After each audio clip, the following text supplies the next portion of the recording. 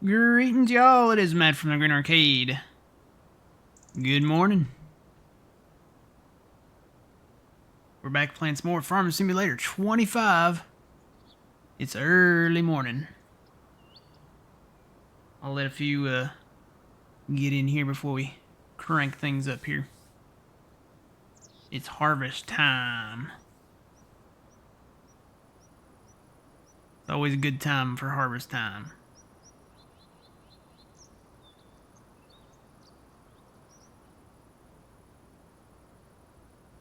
Good morning, Fuzzy. Good morning, Twitchy.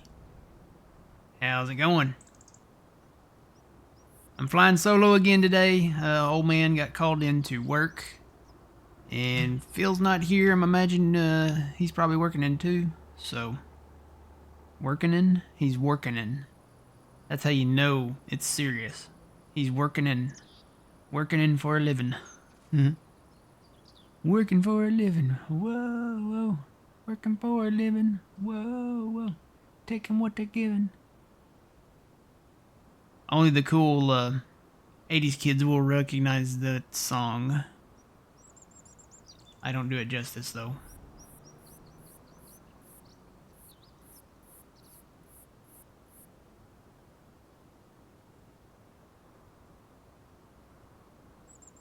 Yep, it's going to be a hot one.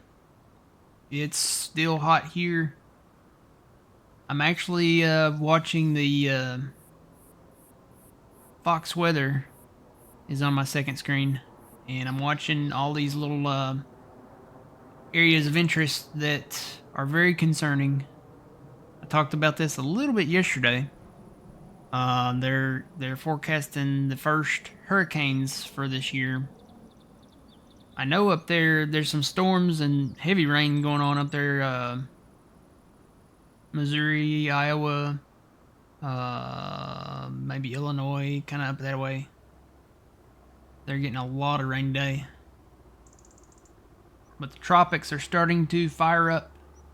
I think the first one they're calling will probably be named, oh, what was the name? Emily or Neil or something like that. It started with an E.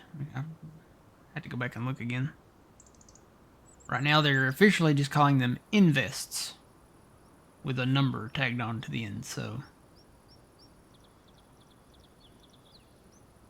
But it doesn't look good. I think the first one is going to be rolling into the East Coast, Florida way, sometime around August 19th, August 22nd, somewhere in there, somewhere in those few days. And it doesn't look good because the pressures, the one that ends up in the Gulf, I know, they're forecasting pressures to be like 500 millibars. That's pretty bad. So it's going to be something to kind of watch and pay attention to. We're still a couple weeks out from it, or maybe about a week out now. Yeah, about a week out. What's today? What's the date? Wow, it's already August 10th. So we're literally about 10 days out from that. Hard to believe the first week in August is already gone. Feels like we just started it. Alright, well, we'll go ahead and get started here. We got a lot to do today. So, we are going to harvest, I'm going to get started on the corn, and then I'm going to get a new guy started on soybeans. And we're going to put the new guy in that machine right there. So I did invest in another harvester, another combine. Wasn't on sale, but I was like, you know what? I've got the money. I'll just go ahead and do it. So what I'm going to do, I'm going to put this guy, this is a Stevie combine. This is the New Holland CR11. They're basically the same machine. It's the exact same machine as the case we already own. Went ahead and put the wide tracks on it. It's literally the same machine. It's just yellow and it's New Holland. So, I think it's even got, well, it's got close to the same beacons on it. I think the front two little LED strobes there in the center, they're more on the kind of outside of the cab on the case maybe. And the back ones are probably the exact same. Yeah, they are. They're the exact same. So it's literally the same machine. But what I'm going to do, I'm going to put this guy on beans. I'm just going to let him use the MacDon header that we have used on the case machine that we got. And I'm going to use the case machine to do corn. So while this guy's doing beans, I'll be doing corn. Good morning, Jeff. Good morning, AC Gaming. Fuzzy and Twitchy, y'all are here. Good morning. Good morning to everybody. We got a lot of beans to do. We've actually got a lot of corn to do. So we're gonna work on that. We're gonna be getting our corn. I think the goal probably for today is to get the corn into the dryers. We really want to get that process started because we can sell that corn this winter. And then I'm going to work on trees later on. There's a few more trees that we can cut that we own, but not a ton. We've already cleared out, I think, a bulk majority of the trees that we want to cut. So we may have to invest in some more tree property. Good morning, Yoberry. How's it going? I'm going to start this guy up here up north. Gotta make sure he's putting down straw. I think that when that's open, I think that means that he's dropping straw.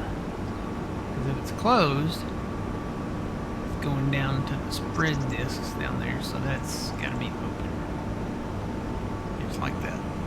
We'll find out and see here in a second. I went ahead and put the header down here, got it ready. I am gonna drop straw.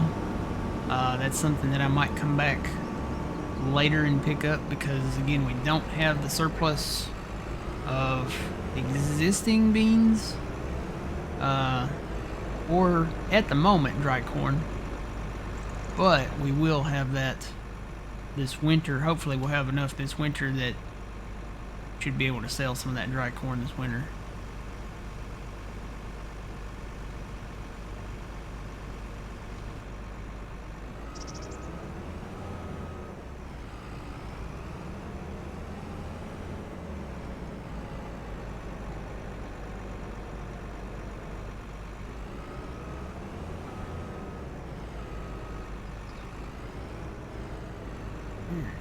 Let's get this thing started. He's gonna be up here for a minute. You know what? I need to adjust. Actually, no, I don't really need to adjust that a whole lot. Looks like it's already pretty good to go. It's about the same settings as we did the oats on, so that actually looks pretty decent. So we'll hire that out.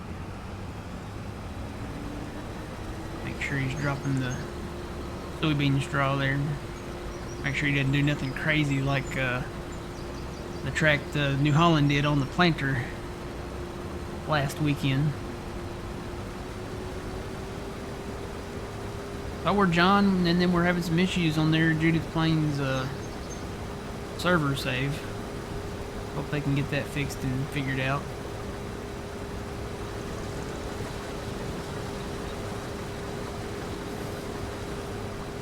Alma, I think the updated Alma, I saw where they went back to Alma, but I know that the newer, updated version of Alma is still in testing, so. Alright, so we are dropping the soybean straw. We'll leave that down.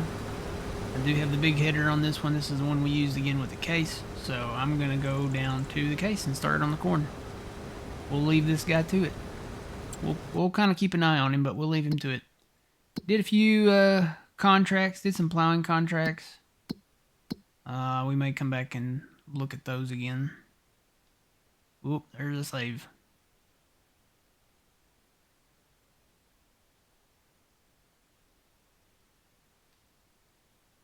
Put that over all gross so we can kind of watch there. Alright, and I've got the combine. The corn header was down here, so I just brought the machine down here and we'll just start down here. I'm also thinking about moving the refinery here. So this is the refinery right now. The process is back that truck up here, drive it up here to this, and then empty it. I'm thinking about putting it right up here beside where this grate is. That way I can just pull the truck in here and then do kind of like the water pump trick that we do at the whiskey factory and the brewery and the dairy. Basically, you just fill and empty, fill and empty, fill and empty, and you don't have to move. So right now you have to move the way it's set up. I think I'm going to bring that in here and put it right over here. So that does mean taking a little bit of this field. So I'll probably take a little bit of the edge of this field off, unless we decide to just take the whole field and maybe build some more sheds or something out here. We've got plenty of shed space though, so don't really feel the need to do that. So we may take a little bit of the field off and just have it as grass or something like that. Alright, let's see. Make sure this doesn't need to be repaired. It does a little bit. I'm going to go ahead and do it. Not too much. Not too bad.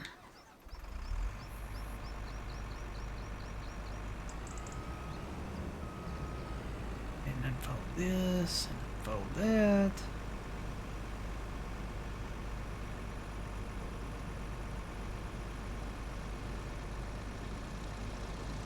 Yeah, they're getting a lot of rain and stuff up there. Iowa, Missouri. What's looking like?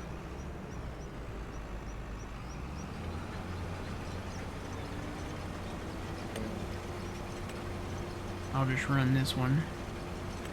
No need to hire it out.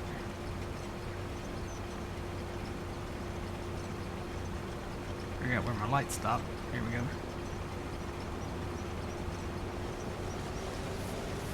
Alright, we're cutting corn.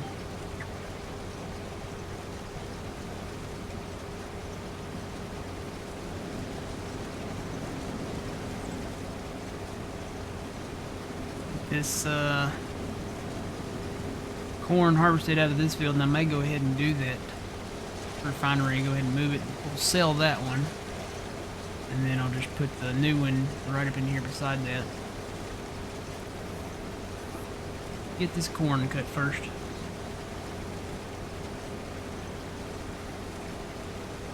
Yeah, that's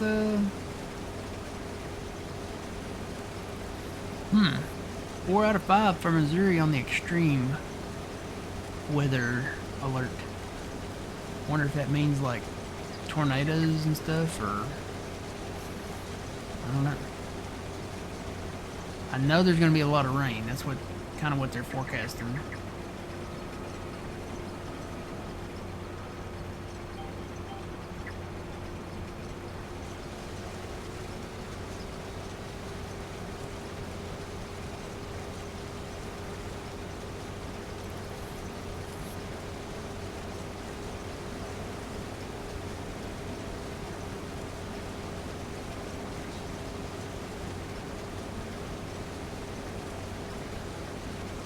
Safe flight repair, safe flight replace.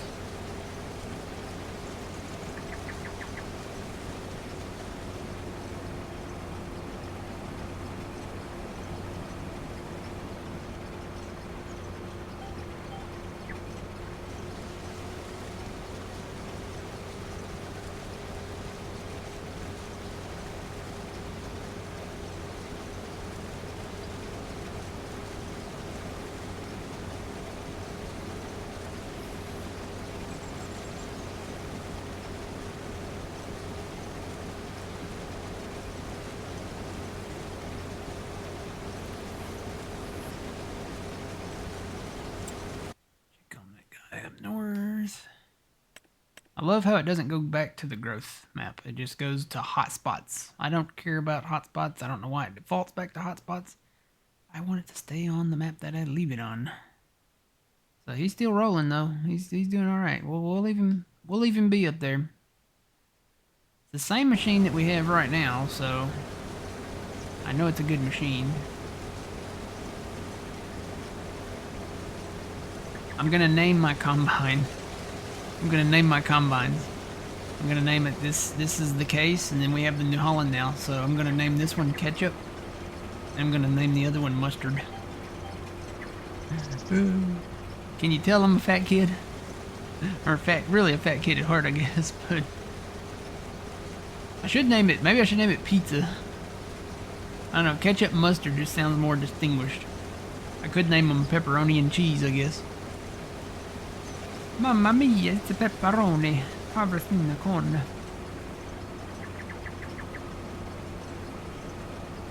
Ketchup, mustard. If we ever get a green machine, what would I name the green machine? Guacamole? Or bell pepper? Or jalapeno on a stick? Or what else is green? Sweet relish? I don't know about sweet relish. Dill pickle. I shall call him Dill Pickle. No relish. What? No relish? Aw. You don't like the sweet? Have you ever had sweet relish? You ever never had sweet relish on a corn? Oh no, not a corn dog. On a hot dog. I've learned that on like a deluxe hot dog, you can put the following. So you know, naturally on a hot dog you want to do like mustard, right? That's kind of the traditional thing. If you're gonna do just a plain Jane hot dog, you do mustard, right? But you can also do sweet relish.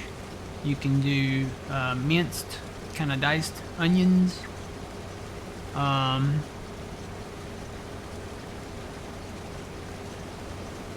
You would name it relish, yeah. Maybe, I don't know. Sweet relish, maybe. Or dill pickle. I'm kind of sold on dill pickle at the moment. Or maybe green bean. Oh, that might be confusing. Because, you know, we have green beans in the game now.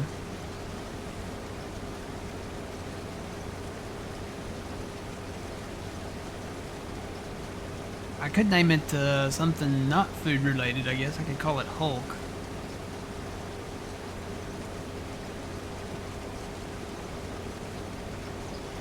Yeah, I'd use sweet relish on like a deluxe dog. I put sweet relish in my chicken salad when I make it too.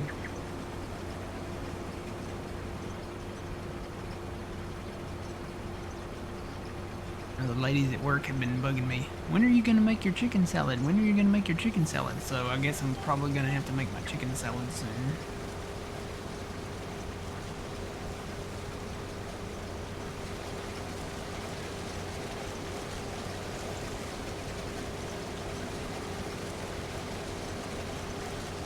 Before it heats up, I guess. Before summer's over, because that's a nice cool. Really, you can have it anytime, but it's a nice, cool meal.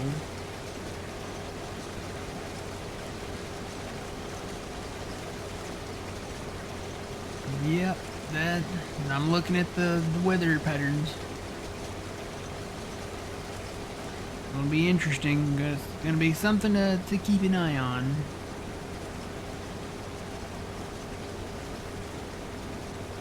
See what kind of hurricanes we get. Alright, I'm gonna go ahead and dump this directly into the flux capacitor. And then I need to get this started probably.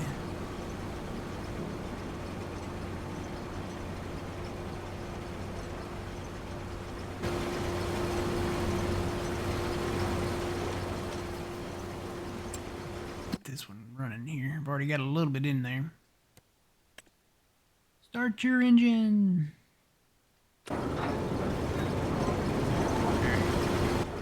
Let me move this out of the way.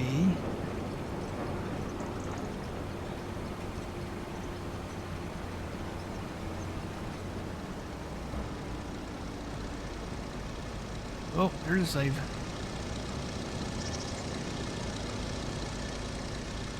Alright, shut the engine off there. And then we are going to go into construction. We'll go over to factories, and that's what I've already looked at it, so that's what we're going after. It's basically the exact same refinery that we had or that we have.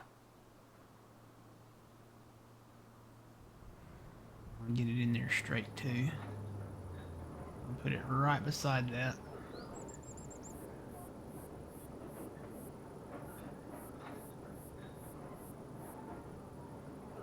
That looks pretty straight right there. So I think I'm gonna have to turn on the place anywhere thing too for this to work. I think I had to do that with the water pumps up there. Which button?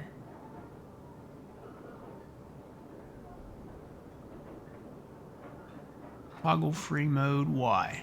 Okay. So that all that does is it takes away the restrictions for how close I can put the thing. And I say the closer the better. Right in there.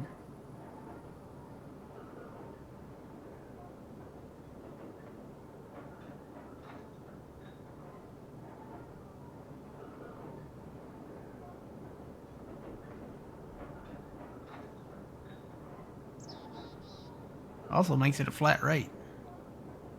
So you see how it does 38,000 and then some change when you turn on the toggle free mode. Basically it puts it in a flat rate there.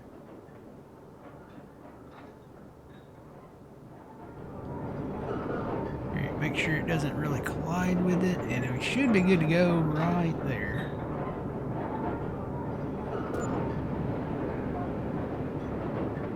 Alright, let's test this out. I may have to do some smoothing back here, because it looks like it slopes maybe a little.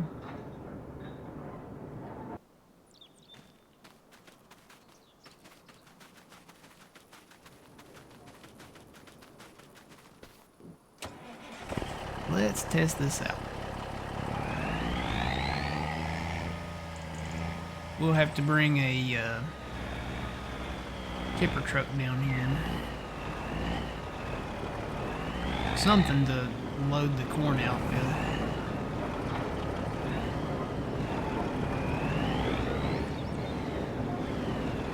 So I should be able to feel right there, but you know what? I think I need to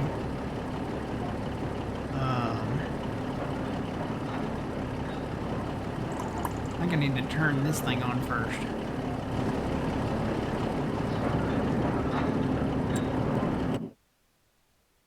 So there's that one.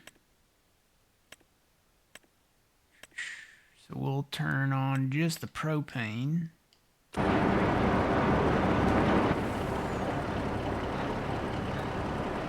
wonder why that's saying 205. You know what? It's picking up on the propane. It wants to feel from the propane in the thing. That could be a problem. Maybe back it up a little bit and then do that. That might be what I have to do.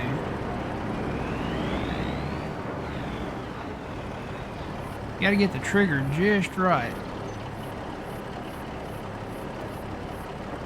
Because otherwise it's gonna take the propane out of the dryer. It might make sense to move that down a little. Sell that and move it down.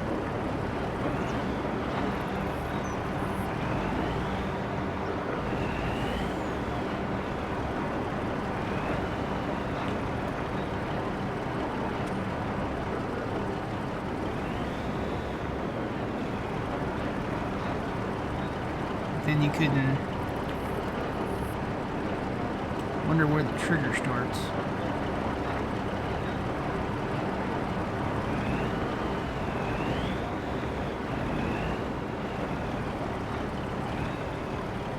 Where does the dump trigger start? There's that. Oh, maybe I need to move it down this way. There's the dump trigger. I'm guessing it's the field trigger. I'm gonna do that. Can't dump it yet. I wonder if I need to just turn around. Let me turn around and see if that fixes it. Could be the trailer too. The other system up there that I've got, I'm actually using the dedicated propane trailer.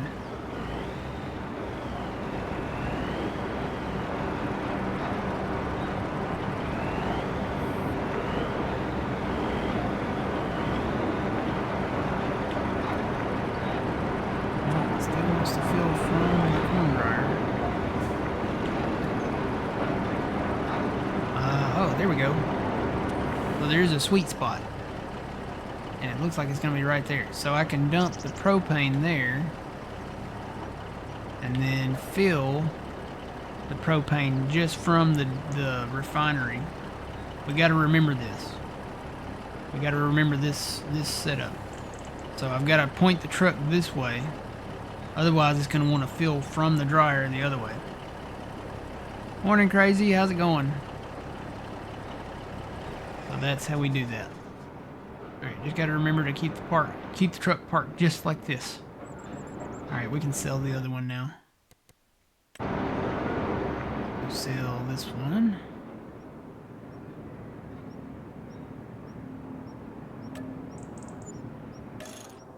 Here. It's gone. I'll probably come in and do some landscaping, probably make this gravel down through here, and I don't know, maybe do grass a little bit on the back side of this. That way we can keep a little bit of that field, but it's not a very big field, so it doesn't really break my heart. Doesn't break my heart too much. Alright, let's get back to harvesting.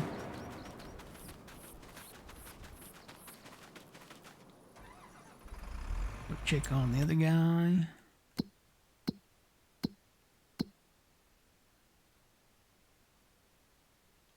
He's still rolling. Looks like he's doing pretty good. His head was wide enough to get the entire end of that field there, so he came down this way, and I'm guessing he turned around and went that way. But he got that whole end there. Maybe he'll get this whole end when he comes back around. Second time around. Step by step, day by day.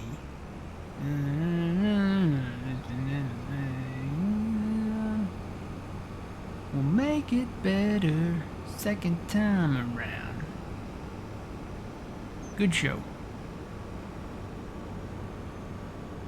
Do not even remember where all we planted corn. I know we bought this field.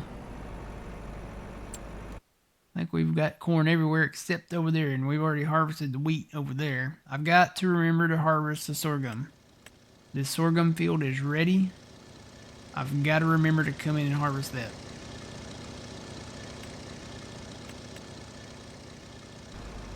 Can't forget.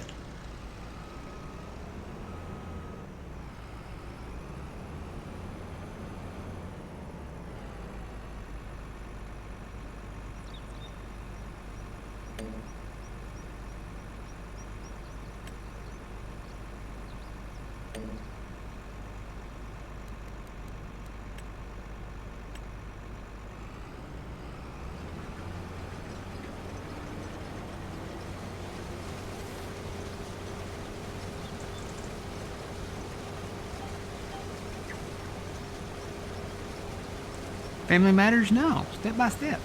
It's in the title. Step by step, day by day.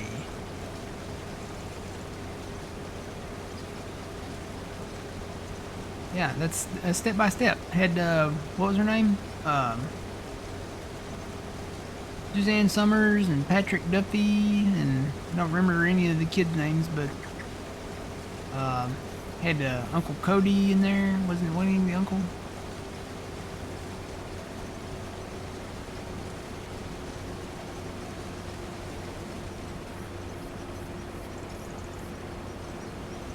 It was a Miller Boyette production. What? Oh, I've got to turn. I'm not hired. I'm like, what is he doing? Did not hire it.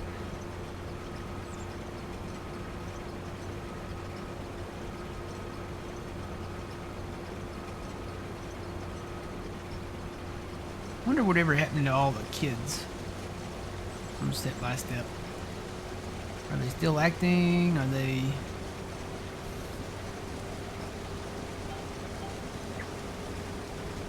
I know the Uncle Cody, or was it Uncle? Was he an uncle? Or was he just Cody? Might have been Frank's nephew or something like that. He got into some legal trouble. And I think that's why he ended up in the later seasons not being on the show.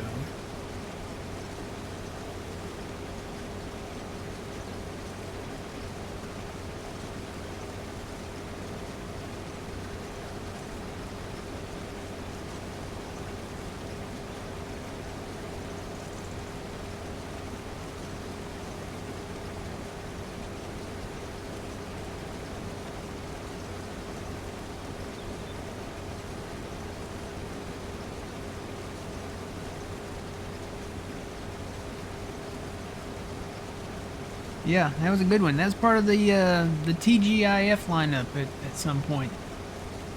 You know, for me, TGIF started back with Growing Pains, um, Perfect Strangers. I want to say Family Ties was in there, but then that Family Ties, you know, it was kind of mid to the late 80s, and then it ended. But it really started for me with Growing Pains and Perfect Strangers, and actually, then you had Full House and Family Matters, and Family Matters was actually a spinoff of Perfect Strangers, because Harriet, and they even kind of worked this into the Family Matters story. Harriet worked like the elevator or something at the department store, and that was her job starting out in Family Matters. I think she changed careers later on. Really, I can't harvest that corn. My corn. Yay. Gotta be. That's a trick. You have to be on the property that you own to harvest it. Thankfully, we have this nice white header in it.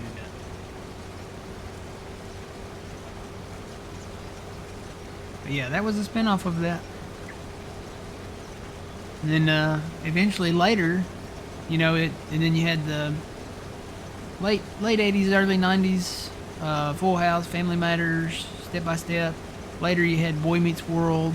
Then you had, gosh, there were a bunch in there. I know Dinosaurs was in there. Sabrina the Teenage Witch was in there. I want to say there was like a Teen Angel or something like that in there. I'm trying to remember them all now. Yep, that was kind of the TGIF lineup. I'll always remember TGIF. We were kind of poor growing up, so we got but we would always have some popcorn, and we'd have something nice for supper, like pizza or something like that. And then we do popcorn and TGIF. That's what we did on Friday nights when I was a kid. Wouldn't trade it for anything though. Kind of sad when it all ended. I got busy with school and stuff.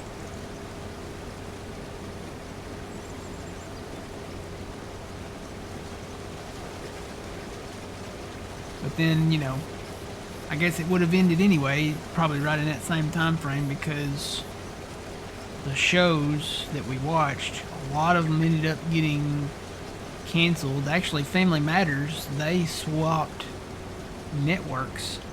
Family Matters, the last season of Family Matters, you know, it was on its kind of final run, because Harriet, the lady that played Harriet, she did not come back for the final season. She did not. I guess she didn't want to. Probably for money reasons. They couldn't agree. Probably on a contract. That's usually what happens. But they got a different Harriet, and it swapped networks. It went from ABC, which is where TGIF was the home of. Family Matters went to CBS for its last season, so they ended it there. And then all of those shows just kind of right within that same time frame, they just kind of all ended. You won't get shows like that again. I know they brought Fuller House back. And they did that, you know, and Bob Saget, he actually passed away. The good news is Dave Coulier, I don't know how to say his last name really. The guy that played Uncle Joey, you know, the one that did all the voices on Full House, he is now cancer free. He actually got diagnosed with cancer, so they're reporting that he is cancer free now, so that's good. It would have been cool to see a revival of a lot of those shows, but you know, Suzanne Summers, she's passed away now. That's really one of the sad parts about it, is a lot of the people that were on a lot of these shows that we watched have passed away. You look at Growing Pains. The dad, Alan Thicke, he passed away, so there won't be any more Growing Pains with Dad on there. There won't be any more Step by Steps with Mom, because Suzanne Summers passed away. You won't have the grandmother on Family Matters. He passed away. You won't have Theo Huxtable on The Cosby Show. He passed away just recently.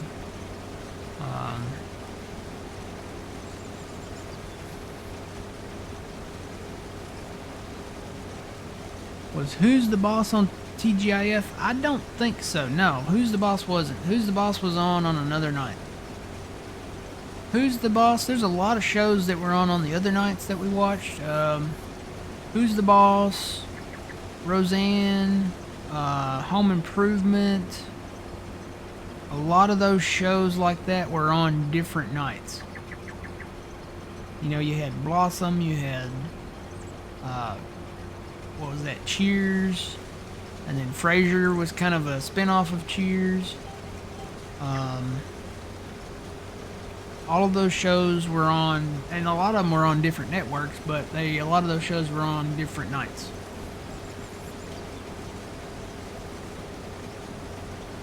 And then I remember NBC Thursdays, it would be, I don't know that my parents watched them too much, but I watched the NBC Thursdays where you had, it was like, I never watched Seinfeld, but you had Friends, and then you had ER that came on.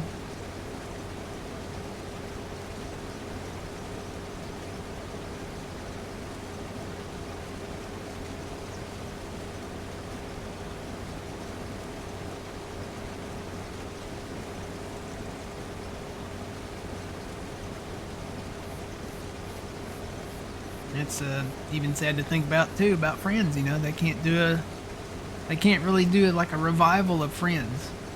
I know they did like a little return sit down thing with Friends not too long ago, and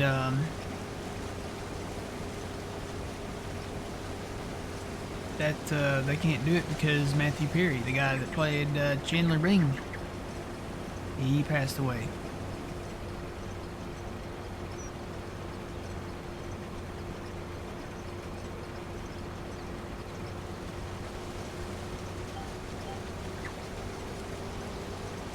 And you think about all the supporting actors that were on that show. Gunther of Central Perk, he passed away. Mr. Krieger, the building superintendent, he passed away. The guy that played the neighbor, what was the neighbor's name? Mr. Heckles, was it? I think his name was Mr. Heckles. He passed away. I think all the dads.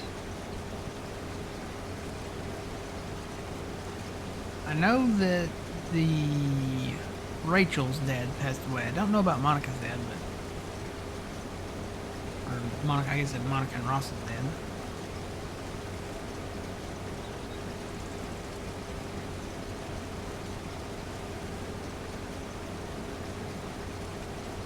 Oh, did ER move to Fox at one point too? I didn't know that.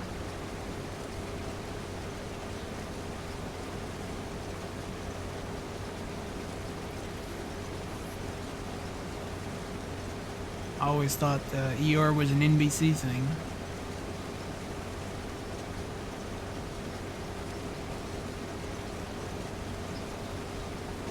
I know there was another, I can't remember which network it was. It might have been CBS. They had Chicago Hope. It was kind of a competitor to ER.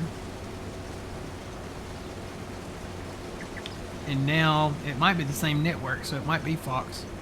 They have a whole bunch of Chicago stuff. They have Chicago Med, not Chicago Hope. I think it's called Chicago Med now.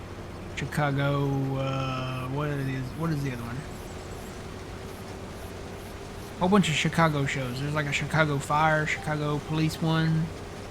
I don't know the title of them.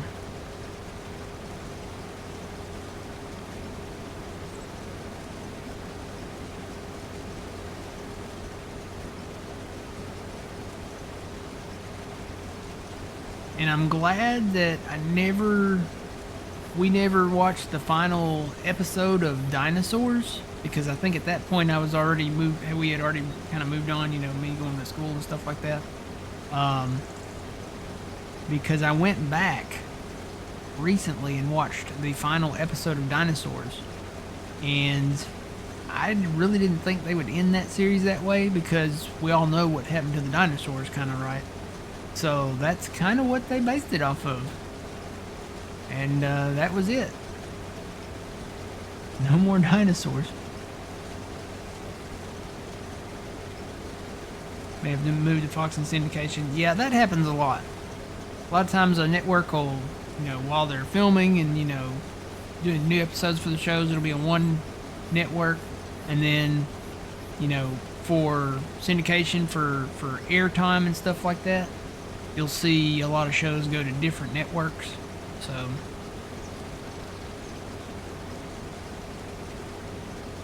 that's why a lot of times late at night, just to have field time, they'll do like Gilligan's Island and stuff like that a lot at night, because those shows don't have like a what is it, like a license or something. There's no like syndication rule binding it to anything, so they can air Gilligan's Island all they want, pretty much. I think that one, and there's some other ones that are.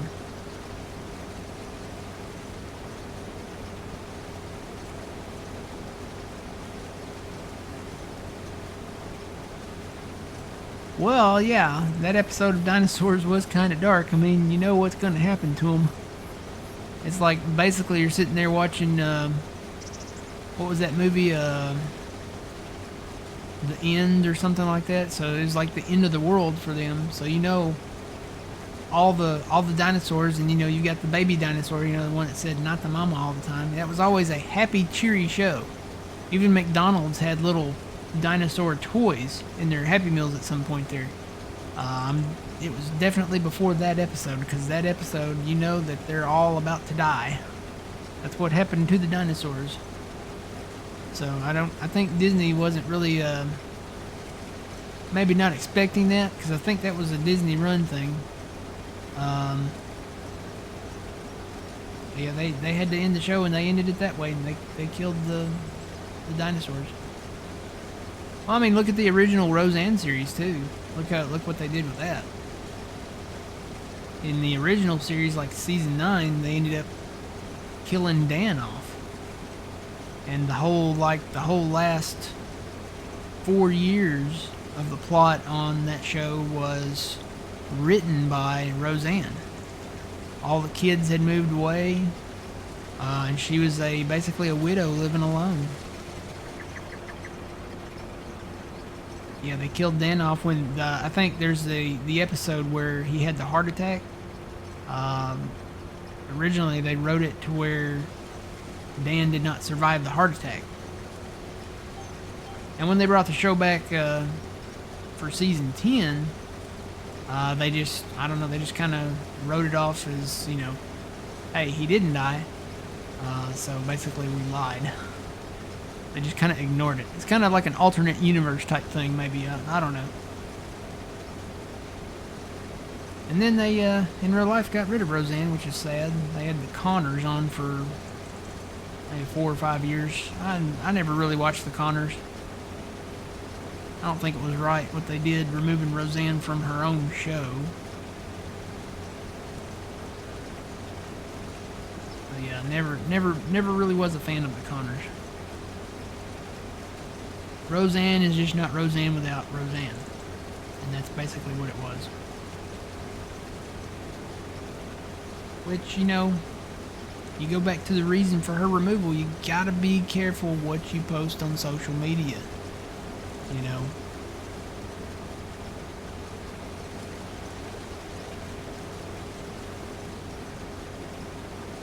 My thing is when you're like a public figure like that, that you're in the spotlight. Everybody's like watching you, but you can't do it. even if you're not, even if you're private. If you work somewhere, you don't want to post, a lot of stuff like that. Even if you strongly believe it or stuff like that, just keep it off of social medias. You don't have to share everything on social media as far as what you believe. But you never, it's kind of like the rules, when you're streaming or doing videos. Don't share your political views. Don't share your views on what's the best car brand. What's all that stuff. You don't do it, because there'll be a whole debate breakout. And it's one of those things that's like, yeah, just don't.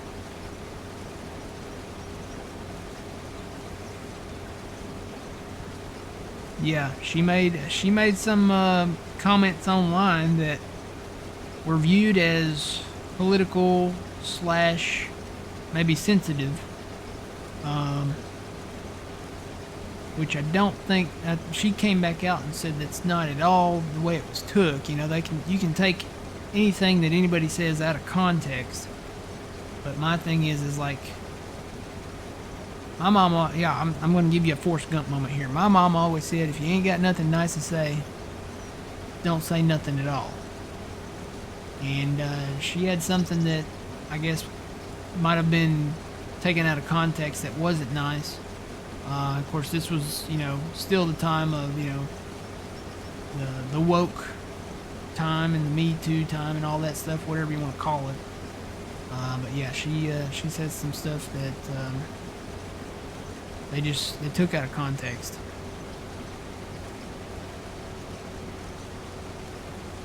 That's why you just keep it to yourself. Positive vibes, positive comments, nothing. You can't really do it. Just don't. If you ain't got nothing nice to say, don't say it.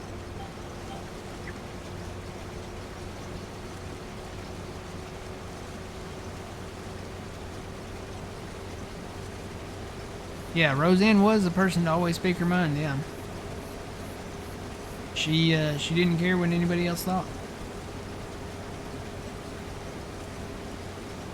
Again, that's goes back to the whole deal of the woke stuff, the politically correct stuff, the PC stuff.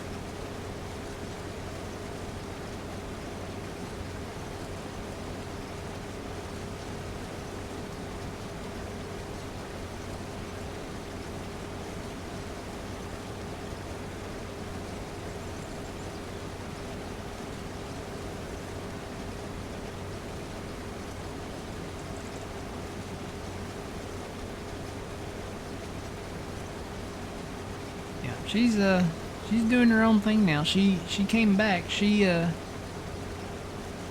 left the spotlight for a while, and she actually owns a farm in Hawaii. I think it's a nut farm. He came back and did that season 10 of Roseanne, and then ousted from that, and then she did she's doing like some stand-up comedy stuff. And there's rumors online that she's working on another type of TV show. It's not anything affiliated with the original Roseanne type series. I always liked the original Roseanne because it was a blue collar show. It was, it focused on somebody that, it was like it focused on like real life blue collar people in the Midwest, working, trying to just make it. And that's where it kind of, a lot of people identified with the show. And they made it funny. They made it a comedy thing. It wasn't like, oh, we're poor, we live in the Midwest, oh, it's terrible. No, they showed life, and they still were happy. They were happy with, having family and stuff like that. So she is up there in age. It's Roseanne. She's up there. I don't know how old she is, but she's got to be like in her 70s, maybe 60s. 70s?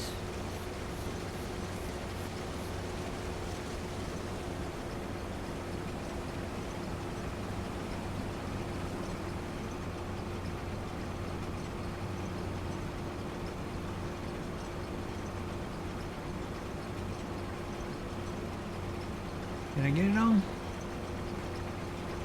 Guess I got, no, there's some more. I knew there was some more. Kinda hard to see, got the sunlight shining directly on it.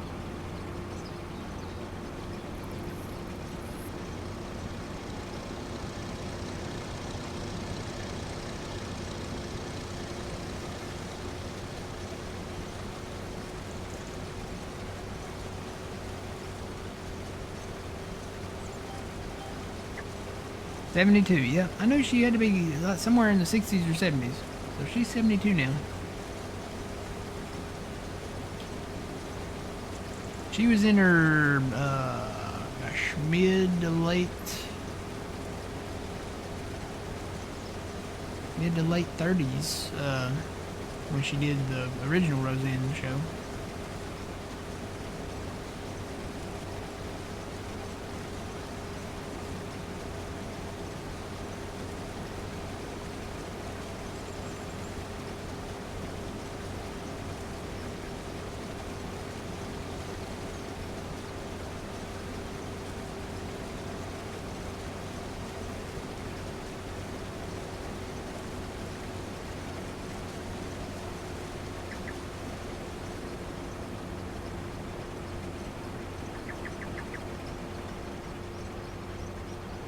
Spots.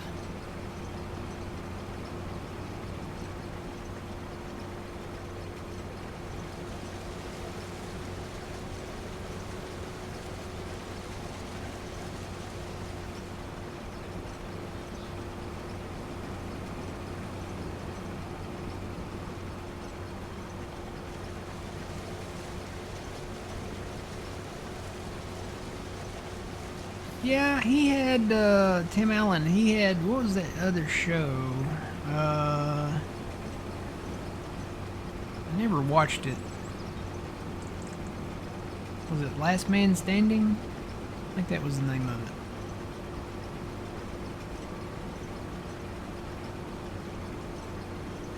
There's been online rumors that there was a Home Improvement, like, reboot happening, but nothing official. Tim has said that, you know, if they did one, that it would be different, because I know the mom said that she would not be coming back. The oldest son probably would not come back. And gosh, what was the other kid's name? Not the youngest one. Jonathan Taylor Thomas. Randy, was it Randy? Yeah. He looks different. He does not look like Jonathan Taylor Thomas anymore. He looks, I'd say it, but he looks like an old Rosie O'Donnell a little bit, with a beard. With a little bit of a beard. Age did not do well for him.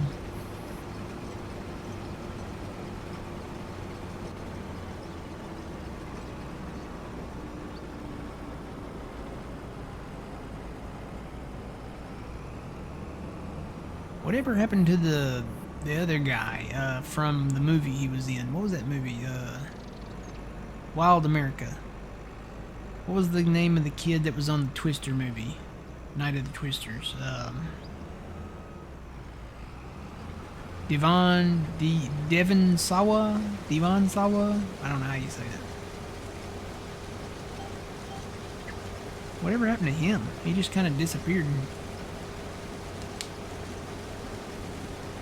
A lot of people don't remember Wild America. Wild America was pretty good. Based on Marty Stouffer, who actually did the show. I think it was a PBS show, The Wild America, where it showed like animals and stuff like that. We used to watch that all the time back in the day too, back in the 80s.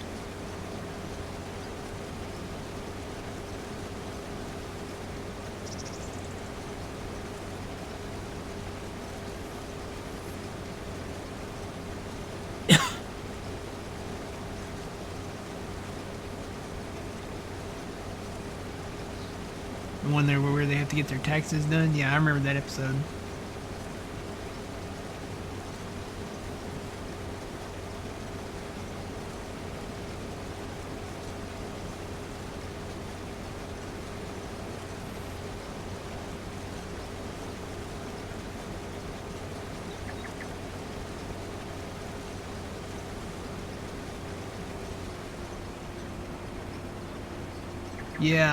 Yeah, I'm trying to remember right. They were talking about the taxes.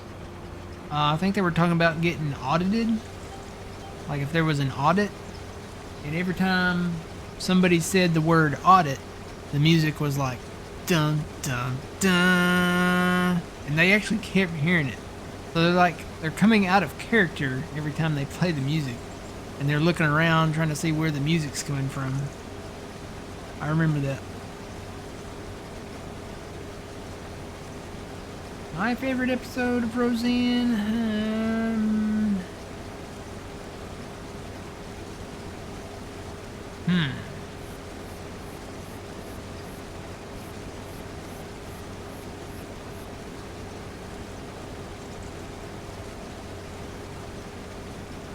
I kind of like the Twister episode when they get hit by the tornado.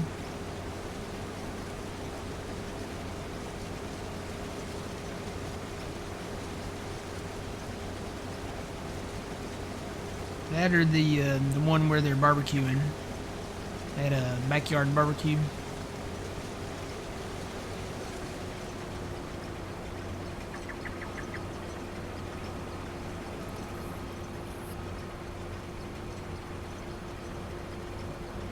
The bowling one was pretty good too.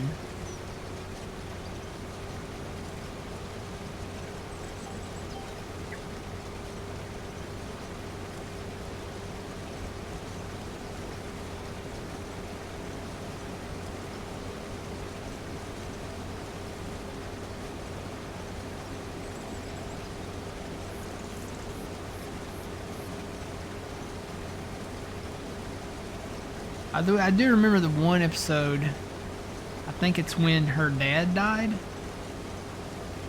Jackie's trying to make the phone call to one of their relatives, and I guess the relative is like older and maybe deaf or hard of hearing, and Jackie's like screaming into the phone. That was pretty funny.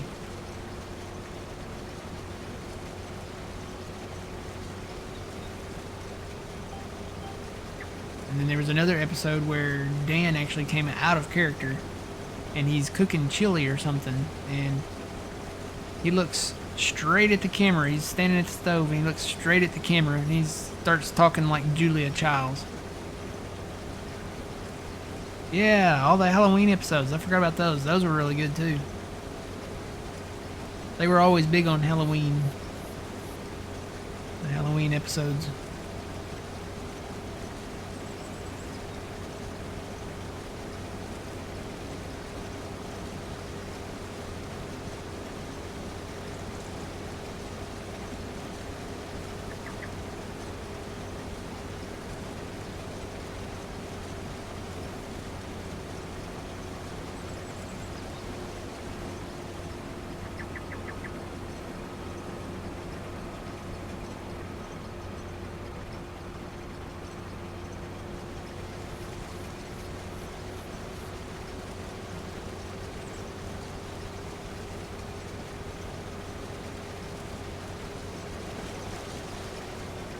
Wonder which way the lines are pointing. I don't have my lines turned on, so I'm just gonna guess tonight. I'm guessing they're pointing maybe east-west. Nope. Which way are they going, north and south? I guess they're going north and south.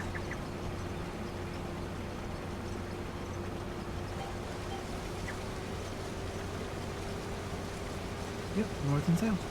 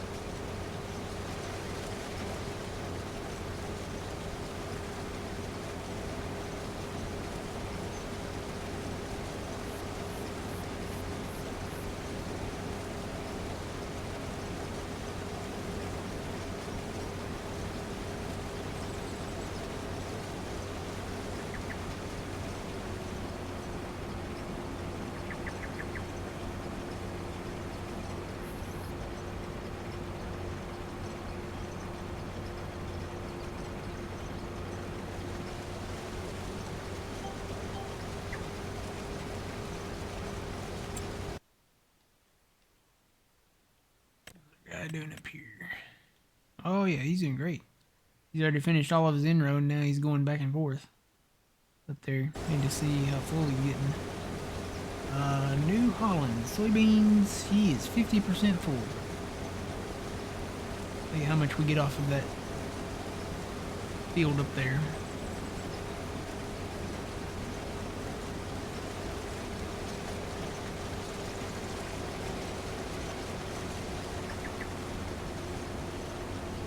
One thing about the beans is they're a low yield crop, so they can pretty much go for a while. A lot longer than the corn.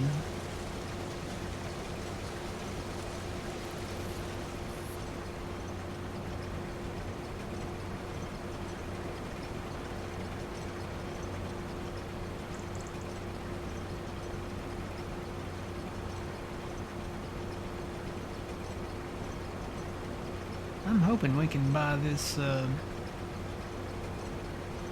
territory down here, this southwest territory. Then we won't have to replant these small, tiny individual fields. Especially right in here. If we got that field, of course there's a fence over there, so we got to work around that. And then probably that road too, because there are some road signs over there. But we could plow a lot of these stretches together. And then a lot of this over here we could plow together. Have to go through and do like a survey of it and see what we could do. Make some plans.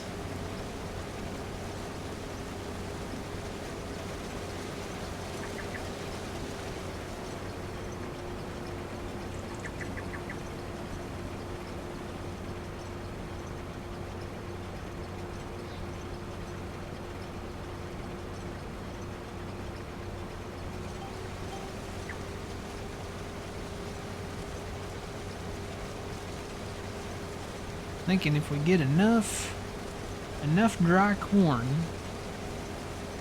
and maybe enough wood chips, get some more wood chips, get some more trees. We need more trees is the problem. We've kind of knocked out a majority of the trees that we can cut in the areas that we own. So we're almost pretty much out of trees. I think there might be some more down there at the creek. I'm gonna have to go back and look at it again, but I think we own a lot down there. Not the ones that are right up that border the creek, but there are some spots that have some trees that come up and out away from the creek. So I'll have to go back through and look at those. I have to go and look and see where those plots of land that we bought end at too. Because I know when you look at the farmland, the creek is like right there, but it looks like we own maybe on the other side of the creek there too a little bit. We could invest in maybe a forest or two. There are some smaller forests on here.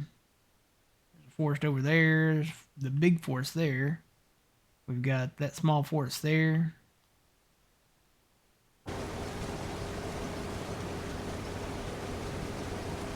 There's money in wood chips too. You gotta sell them at the right time. It's all about selling all your products at the right time. Unless you're, you know, primarily focusing on the production. The production is not, what do you call it? It's not like a lump sum payment. It's something to keep you afloat.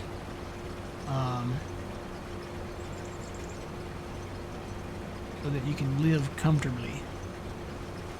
When you sell surplus of crop, you can get a payment in a lump sum, you know, kind of, and it's like, get it all at once, so you can make a lot of money at once.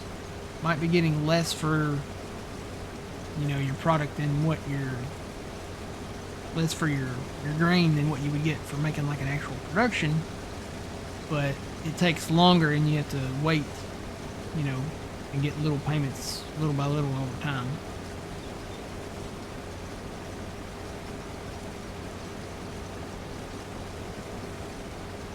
But the only thing we really need dry corn for is whiskey. And that's it. The rest of it is a surplus of dry corn. And we can sell that in the winter.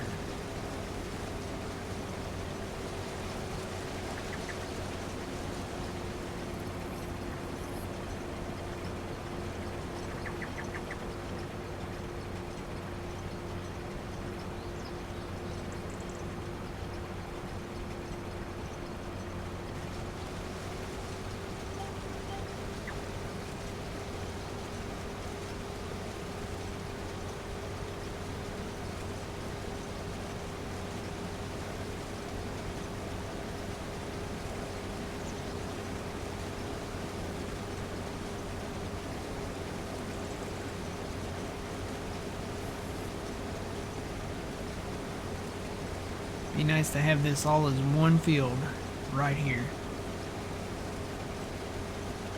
I think there's road signs on that road over there, so we'd have to keep that road where those two trees are right there. But we can make this one field that runs maybe north and south right here. That would be nice.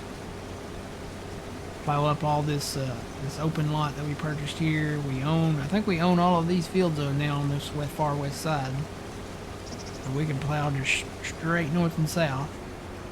And then if we bought this territory, we'd get those trees over on the ridge line over there. So may not cut all the trees, but there are some key trees that you get a lot out of.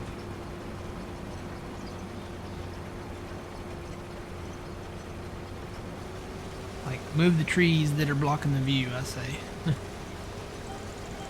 That's a really nice view out from that ridge up there. You get up on top of that ridge and you look out over all this, over this valley. A nice view.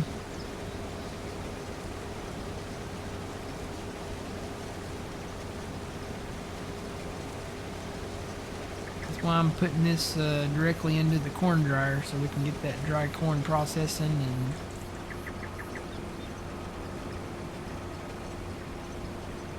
and get it rolling.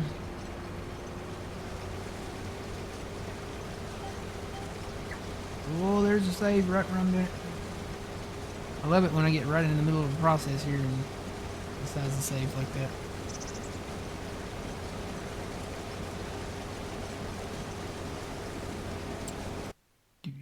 Go check on this guy.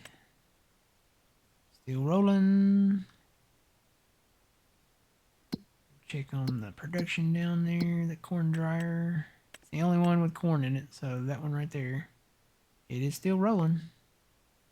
We got 3,500 liters of dry corn so far. We're gonna have quite a bit to put in there. We've got all of this to harvest.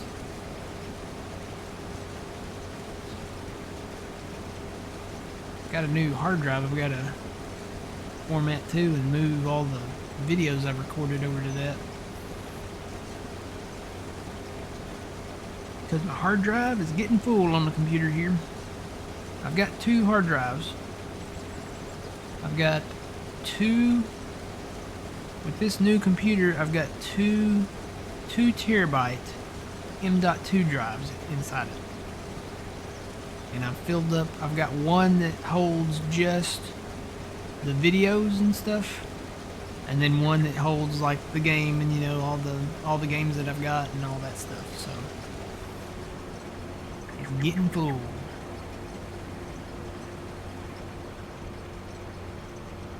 I bought a big backup drive to put those on.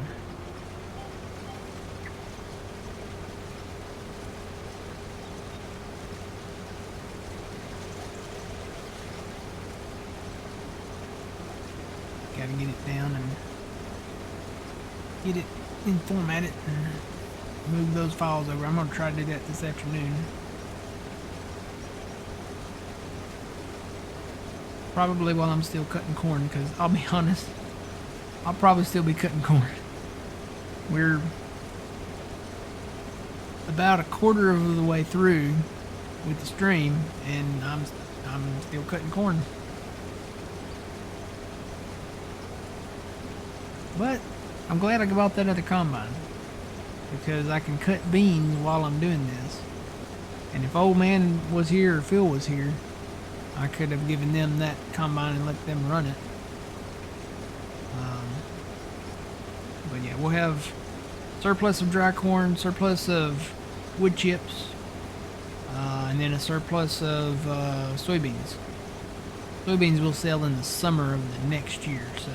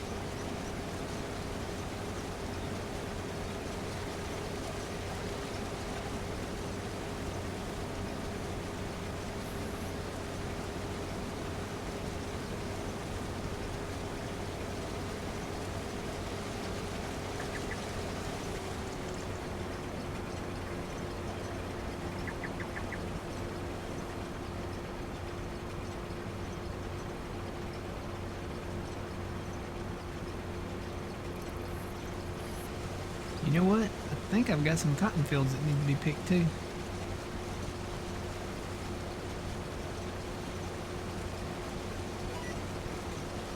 I think they're ready. Yep, they're ready right there. Need to bring the cotton picker down here. Got a lot to harvest. Got beans everywhere. A lot to harvest.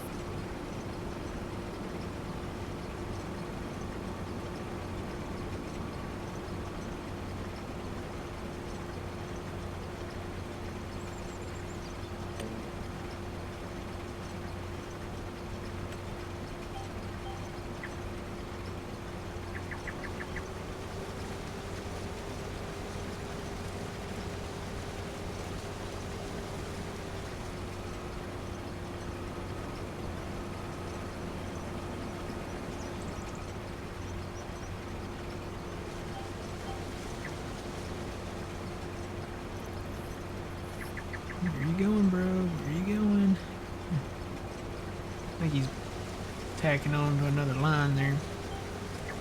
There we go.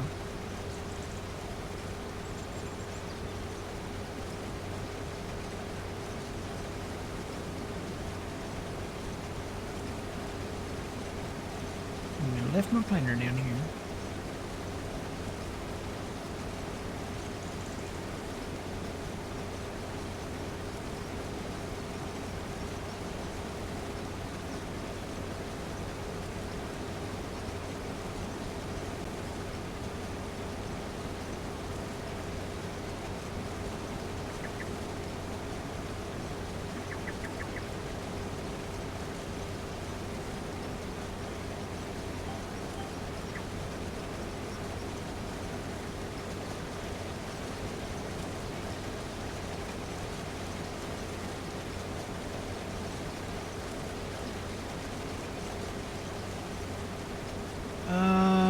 Did you figure out the issue with the Judith plane save?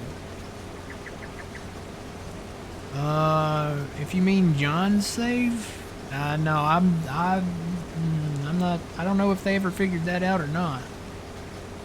This is not the. This is not John's Judith's plane save. This is my save on Judith planes. I would suspect it's probably a mod conflict. Most of the time, if there's an issue, it's going to be something to do with the mod.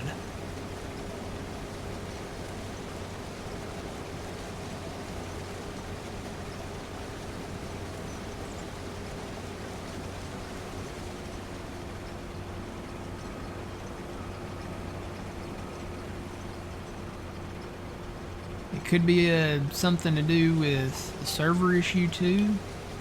Maybe with a mod or something, but again, it stems, I think it probably would stem back to a mod.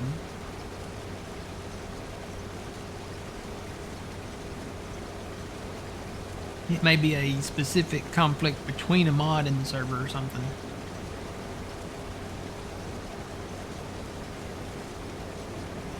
Yeah, that's John's save over there at Puma Plow, twitch.tv/Puma Plow. You can catch it over. You got the YouTube channel too. I think it's Puma Plow 2 though that all those go to now. Does that have an address yet? I need to see if that has an address yet.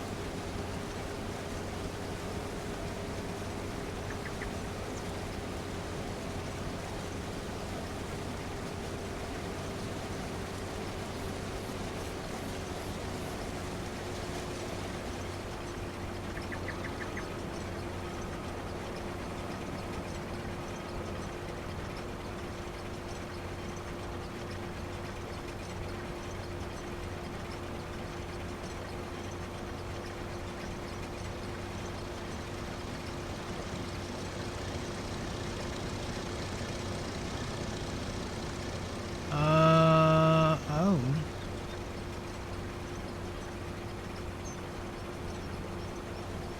No, I didn't hear that. I probably had gone to bed while he was still streaming.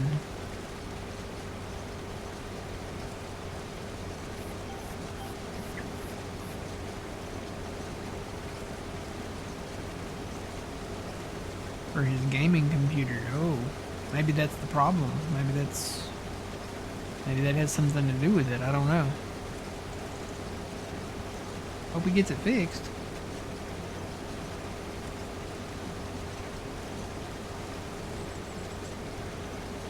He thinks it's a corrupt save. And no, it hasn't been narrowed down yet.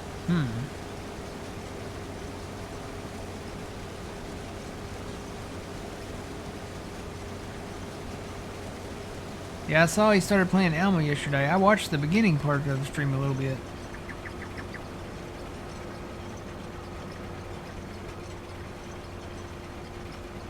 I think at this point you blame Tony or Dan. Attaboy, Tony!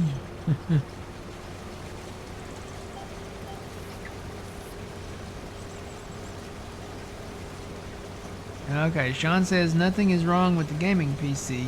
The UPS is his battery backup.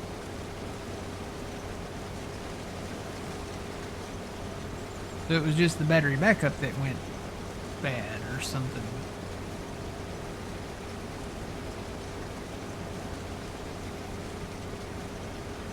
Midstream. Did he have to quit streaming because of that?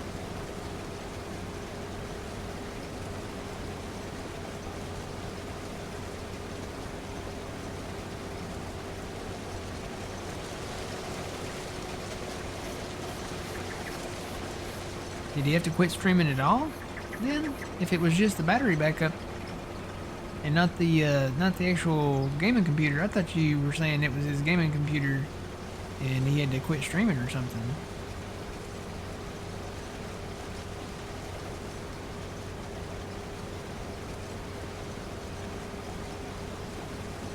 Oh, he just had to restart it all. Okay.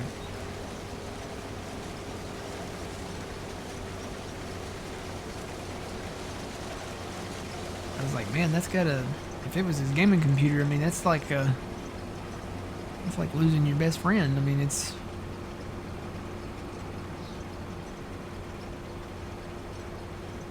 an expensive best friend, too. I can vouch for that.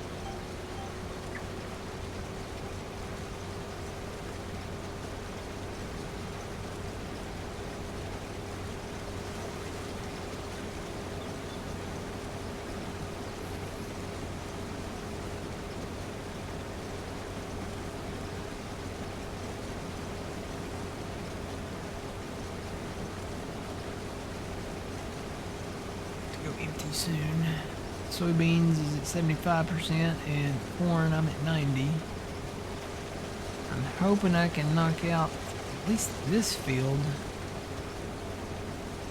See where I sit after I get this one done.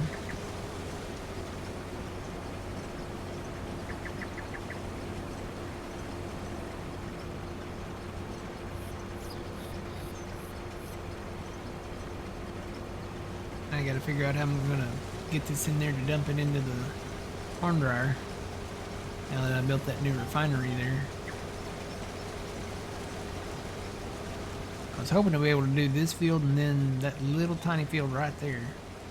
And then I could go dump. I don't know that I'll be able to get that other field though. I'm just right now hoping to finish this one.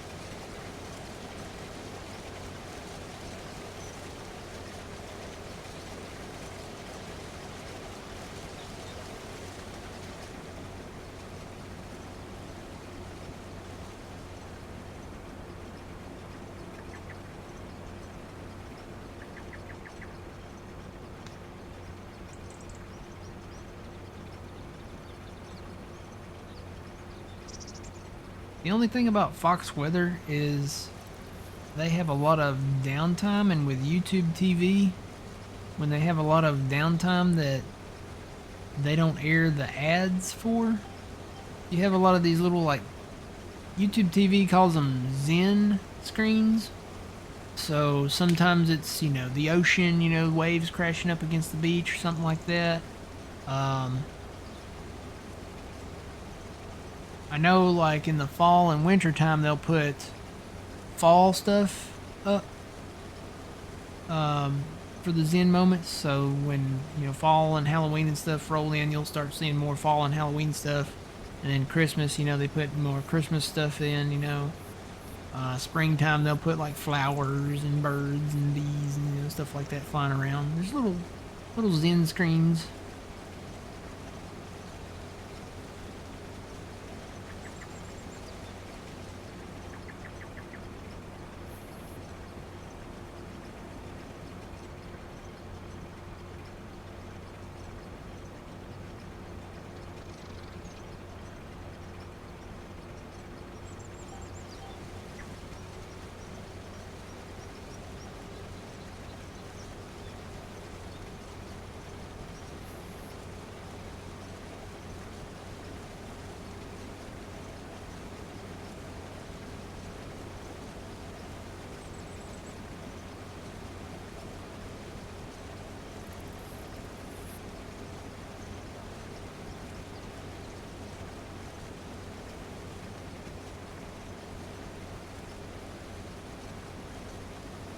What's the secret project PC? Is it still a secret project? If not, it's not anymore.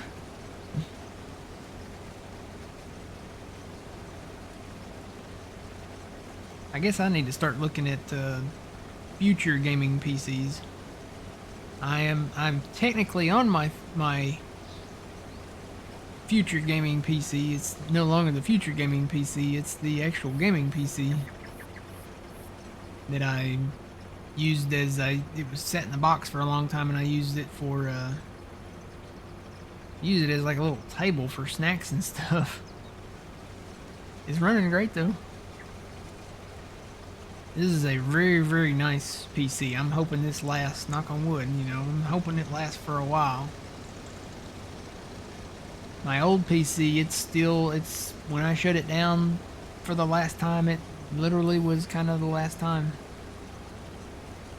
It's got all the previous games and all the saves and all that stuff on it still.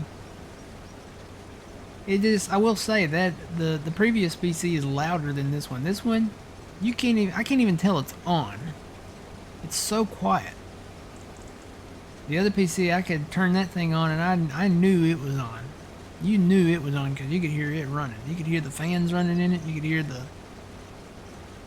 something down around the power supply running. Not this one. That one, the previous one was a cyber power PC. And I had it for a long time. And then this new one is a Corsair. So it's a really nice high-end PC. It does everything I need it to do. I'm probably not gonna finish this field. I'm gonna have to go dump. I'm at 99.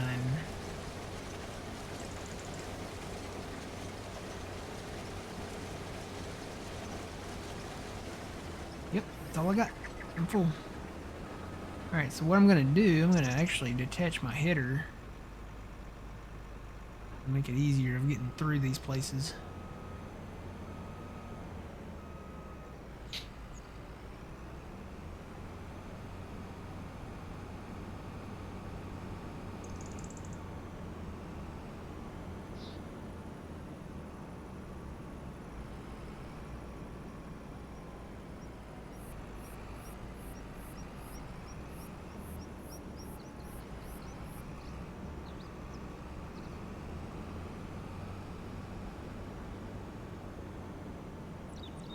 Yeah, I never went to a 2 PC setup.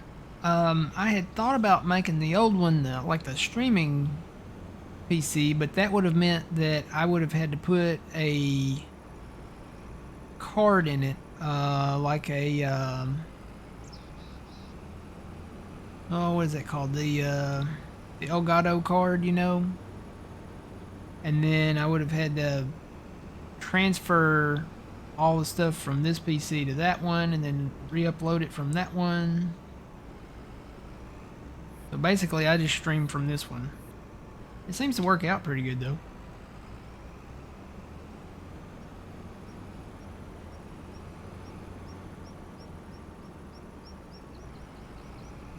Alright, now I gotta figure out how to dump this into the dryer.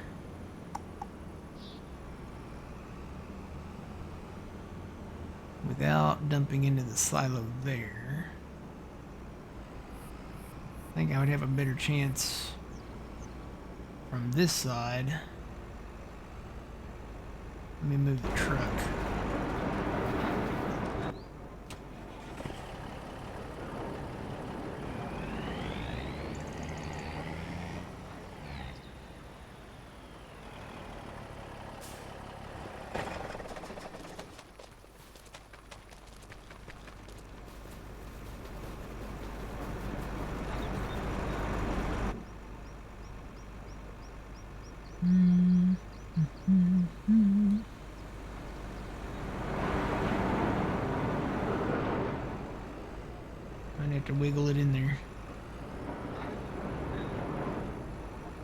was worried about the pipe hitting those solar panels, but that pipe comes up high enough.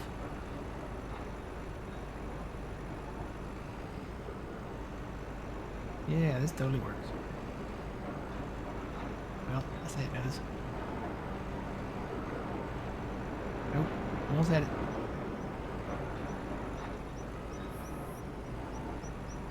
I think that pipe's getting in the way there. Oh wait, I had it. Hang on. Right there, there's a sweet spot. So we can go over here now and watch that. Here we go. So that should be another 240,000 liters going in there. All I got to do is keep the propane going in there, which should not be a problem.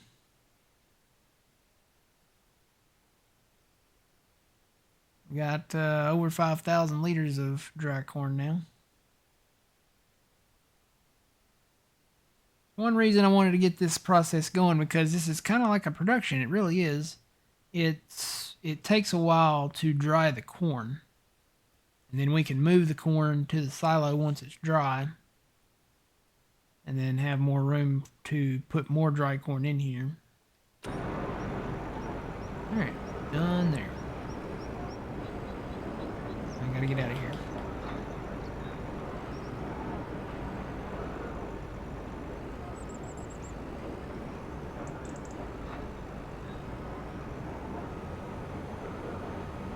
Alright. And then I'm gonna bring this over here. And I'm gonna have to go get the other combine probably here really soon.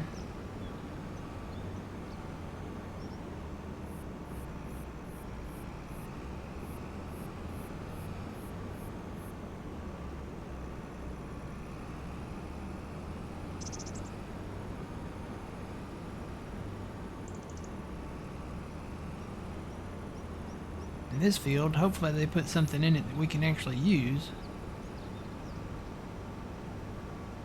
They've been putting spinach and sugar beets and stuff like that in it. Good morning, Steven. How's it going? Everything's going good here.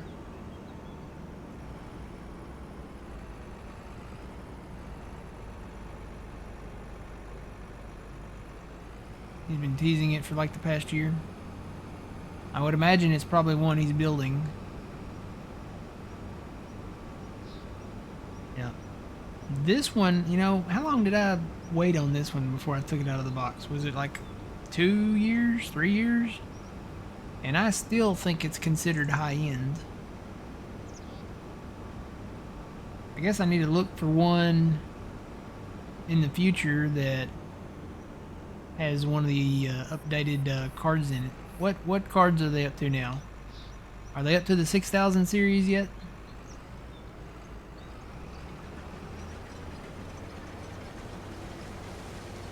I bet they're not. I bet they're not up to it yet.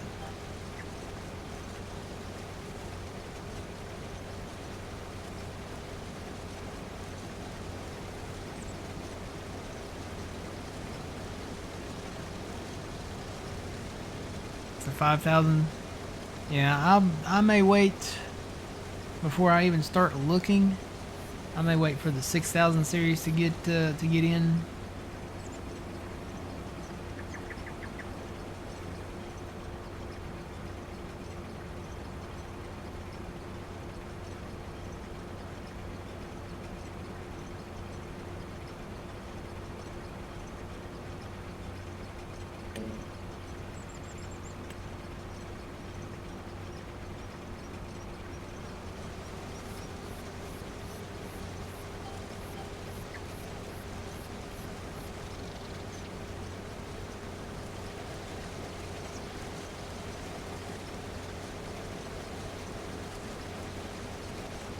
What are they going to go to after the 9000 series, I wonder? Is it going to be a 10,000 series? Are they going to start renaming it?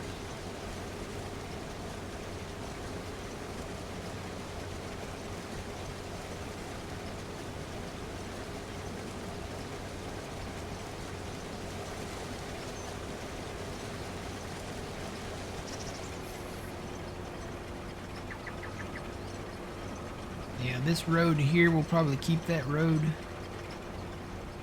There's a lot of, hey, what I'm going to do, I'm going to hire this out now in this field.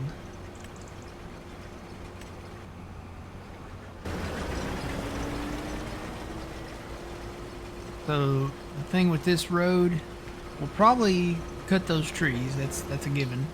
But we've got the fence that comes out here. I wonder, you know, we teased getting rid of the fence up there at the blue farm. I don't think we own this animal paddock because this farm is one of those that's split up, so you can own like the farm, but not like the animal paddock there yet.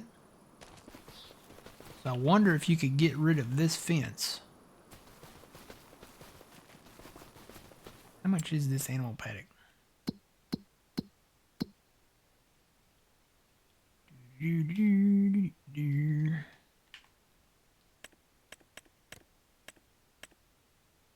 So it's that right there. That's not too bad. That's 194.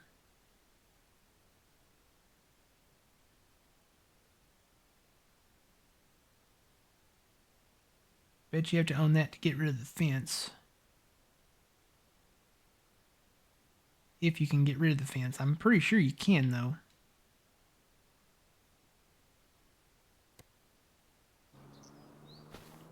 If you can't, because then we could plow these two we could plow all this together here. And not have this big animal pasture that we're not going to use hanging out in the way there.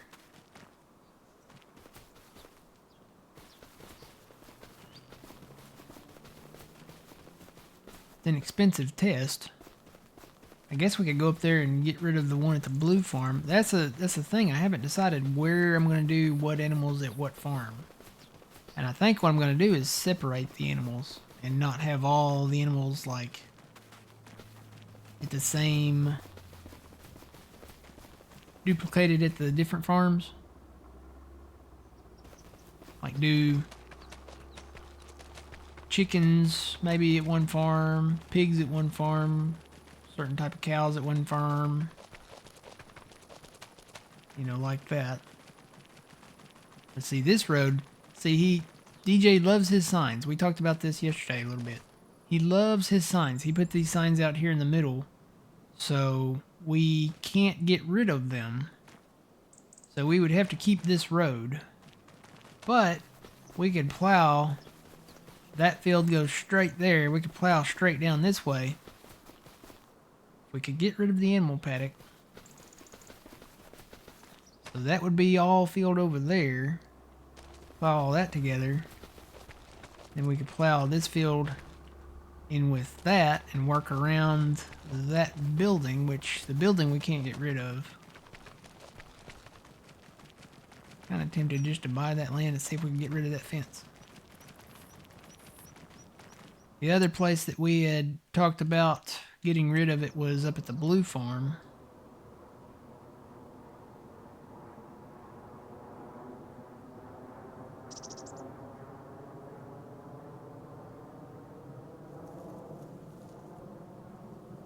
Talked about getting rid of this fence right here. This is a much broader area, bigger area. That takes up a lot of space for cows. So if we did not do cows here at the blue farm, we could get rid of that fence. I would say if we're gonna do cows, cows need TMR, right? So that takes silage, hay, and straw. We have a harvester silo that's in production here. We have all of our alfalfa fields here. We have our clover fields up in this direction. I would say we could probably focus on doing cows up here. Not do sheep here. We could get rid of the sheep paddock fence there if we can get rid of the fence. That's the thing. Can you get rid of the fence? I know you can't get rid of the building, right? Nope. Can't get rid of the building. Building, not fielding, building. Let's see. How do you go to demolition mode? There we go. Let's see if we can get rid of the fence. we'll test this out. So see, it highlights it.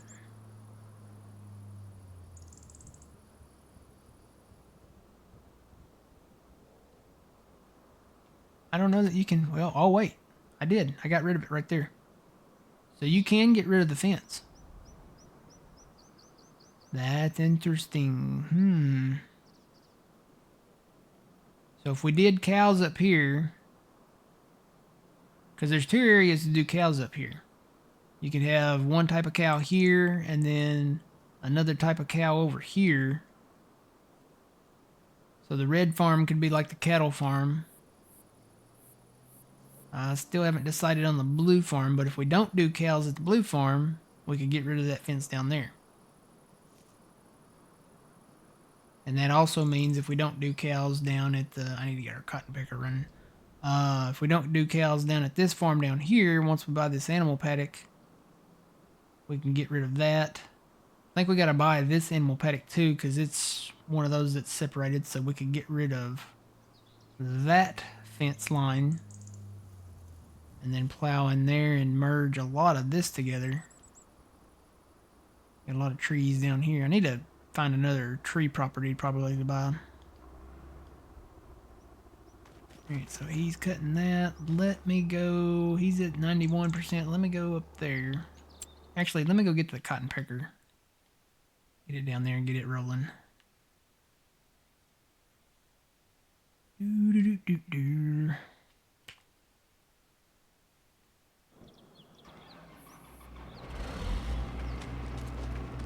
Which way is out? That way. Need some fuel too.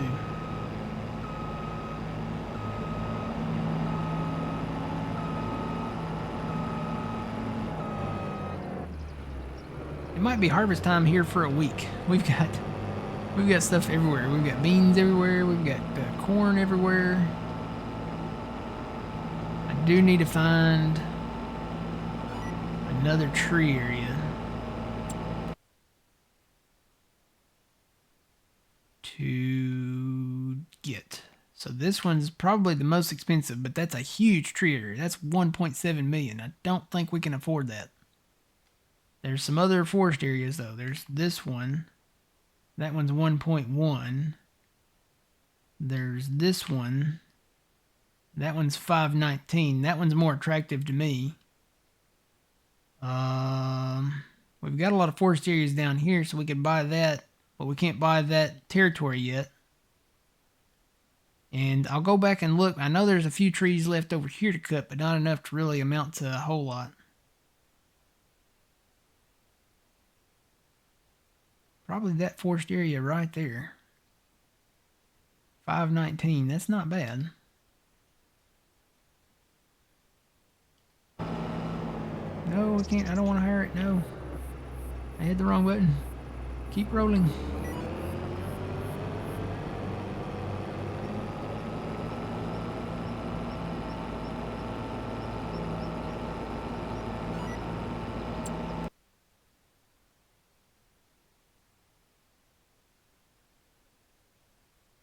So I'll stop up here and get some fuel and then go down and hit one of these fields.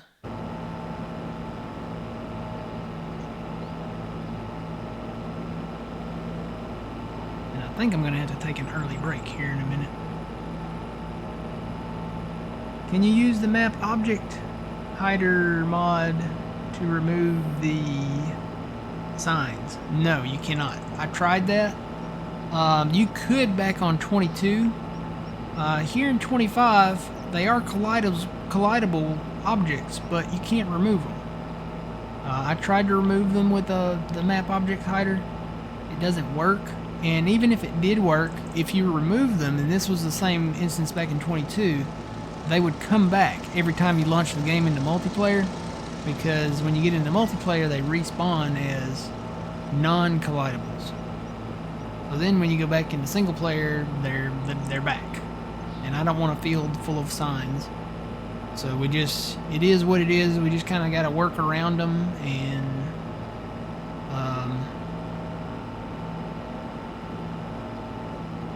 make it work for the best, I guess.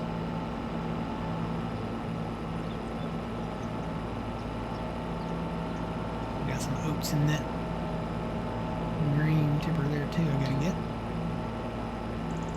Harvested all the oats. Got all that done yesterday.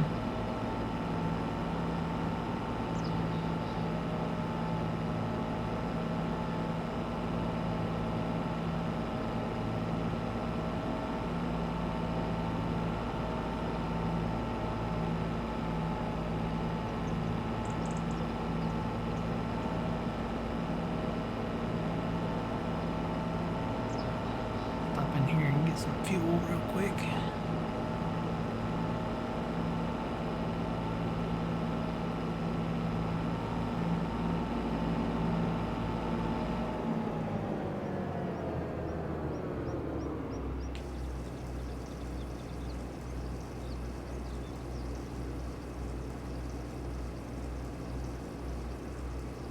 Time to dig out Giant's editor now. No. The thing is if I do that, then the map changes from what we originally downloaded it as. So then I'd have to give another copy back to Old Man and Phil, and they'd have to have that copy. And yeah, I've never actually gone into Giant's editor and actually done that.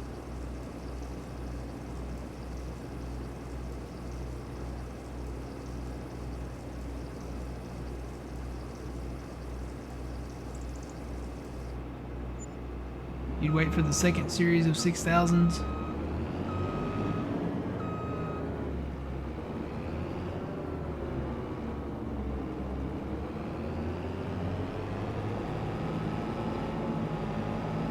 I've got a 3090 in this one. It runs everything pretty smooth right now.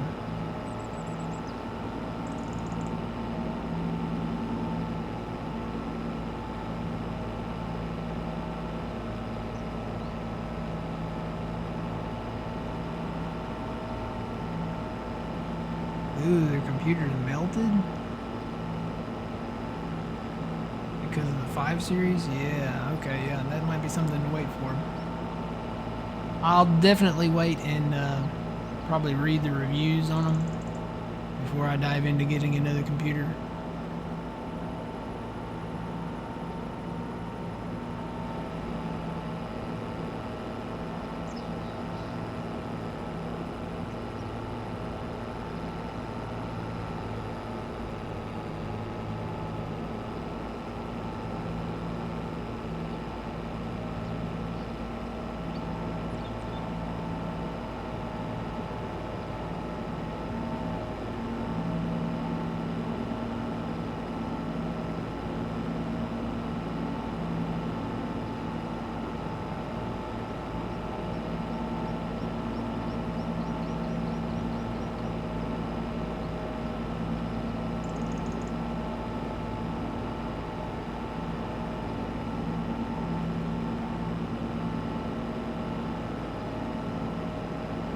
Are you on the original one or the multi-fruit one? What's the multi-fruit one?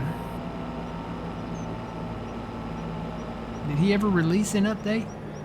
I haven't even checked this weekend.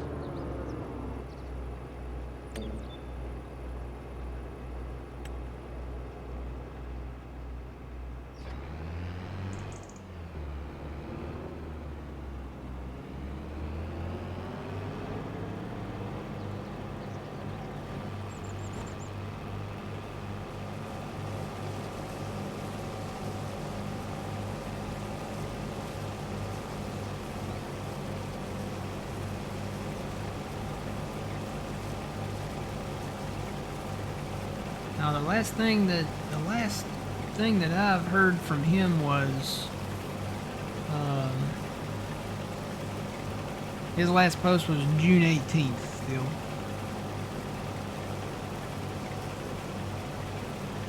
There's an updated one with a ton more crops. Are you sure it's his? And we're talking about Judith Plains, Montana, right? Are you sure that it's his? Because officially from DJ, I see no updates.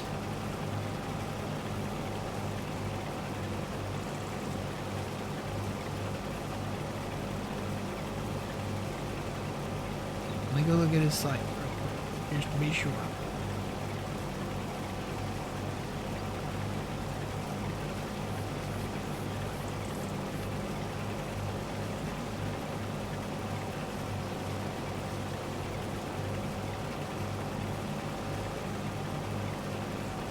Looks like it's still version 1001.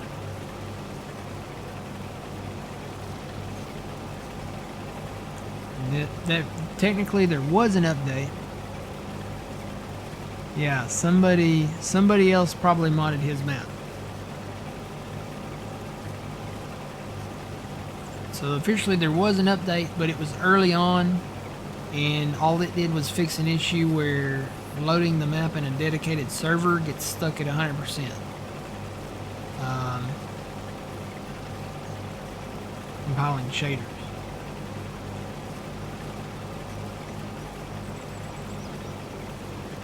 And then he updated it to where course play worked on multiplayer with the store vehicles. So we don't have either one of those. We don't have the dedicated server, and we don't have course play. So we did not feel that updating the map was necessary.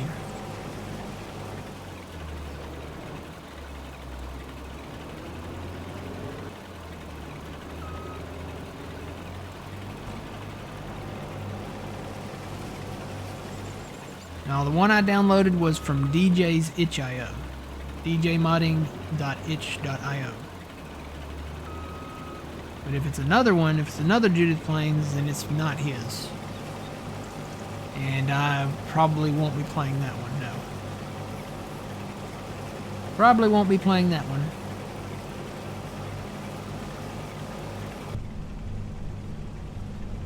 Alright guys, I'm going to take a quick break, and then I will be back.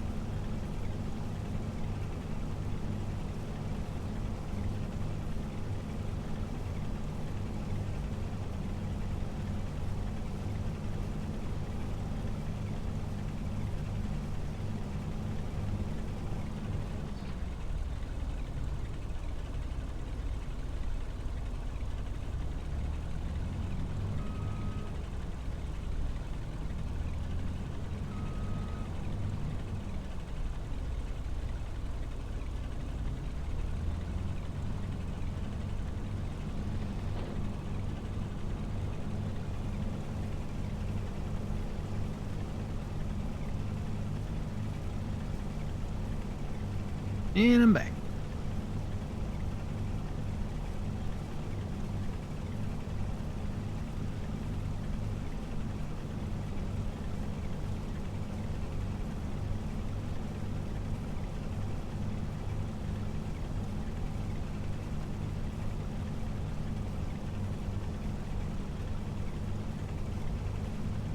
Okay, so it's not DJ's map. Yeah, that's what I was probably thinking. Somebody's done edited DJ's map and probably didn't ask DJ first.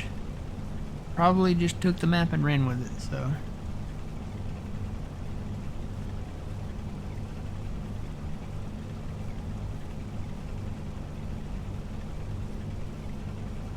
Alright, so I'm gonna let the cotton guy roll here. Need to go grab the New Holland because he's full.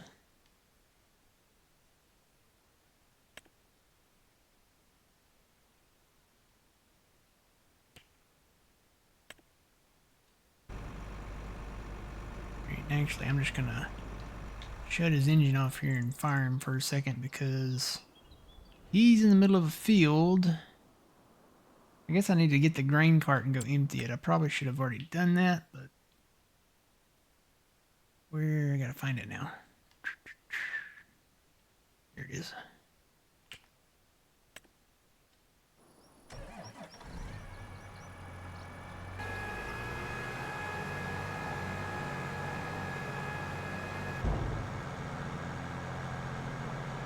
We'll have to go down south.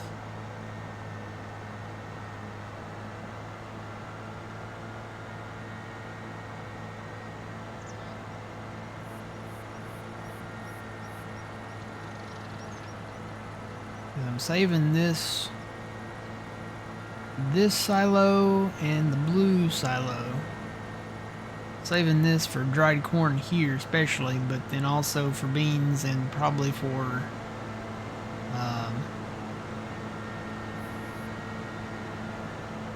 well, the dried corn and the beans basically. So let me run this down to the brown farm real quick.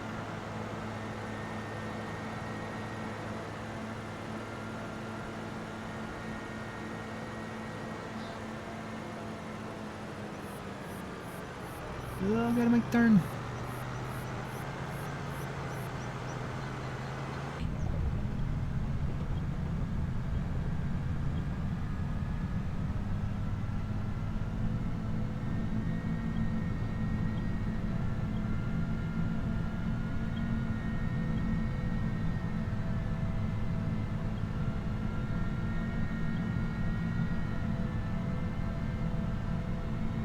Yeah, I could take this on down there to the other farm down the way there and maybe buy another grain cart.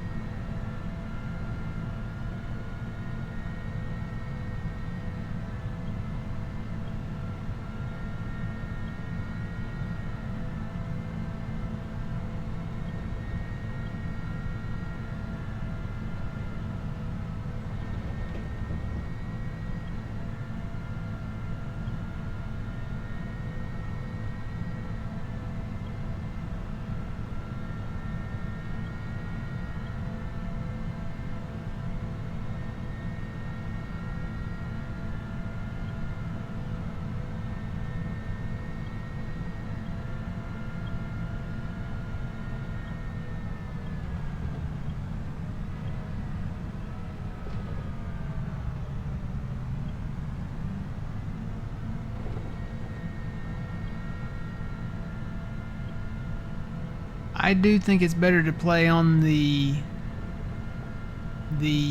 one that the mod author has done, the map author. Because you never know what some people... I'd say some people do sneak stuff in there. They'll sneak like spyware, malware, stuff like that in there. But they also may have stuff that they don't even realize that might cause issues. So they might put in like a custom crop type or a custom mod type, and that might conflict with other mods or something like that. Now, it's a different story if they have the map author or mod author's permission to do a conversion of it. I know that has happened in the past. Some modders will get permission from the original author to edit their mod or their map, and that has happened in the past. So then I think it's okay, because you know they're kind of in communication with them, and it's like, you know.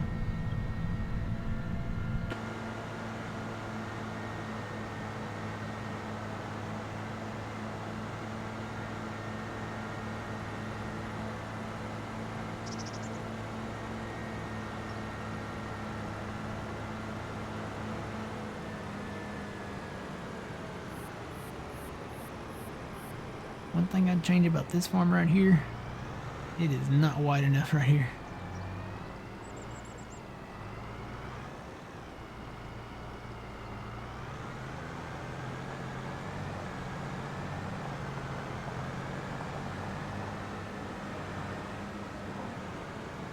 Yeah, remember to come cut this sorghum.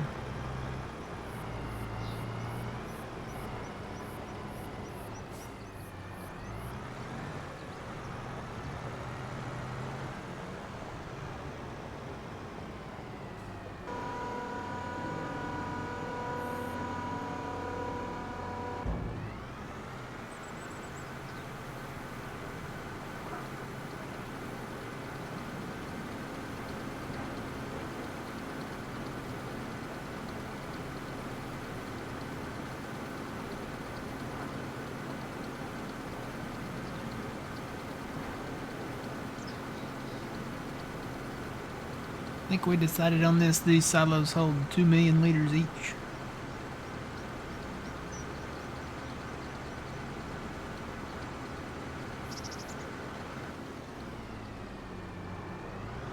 Held all of that, so that's all we needed. Yeah. Need more room. This is a farm for small equipment right here.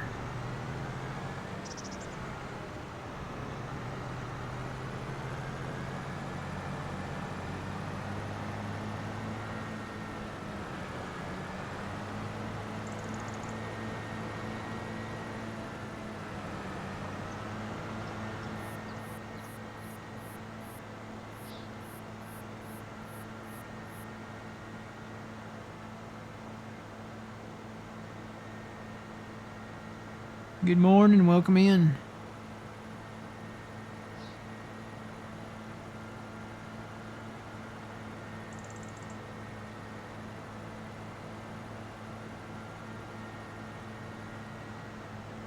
Road sign, road sign. Ah, I couldn't avoid that one. Ah, I can avoid that one. That's one of those, yeah, that's one of those ones with a collision on it too. I'll have to be careful down here. I was going too fast, I'll be honest. Gotta slow down on them corners.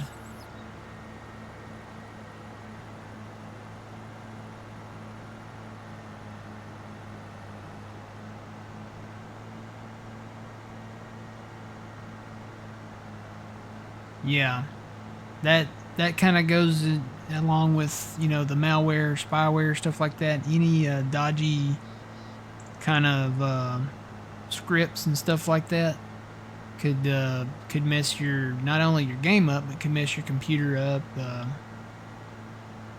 Could cause issues.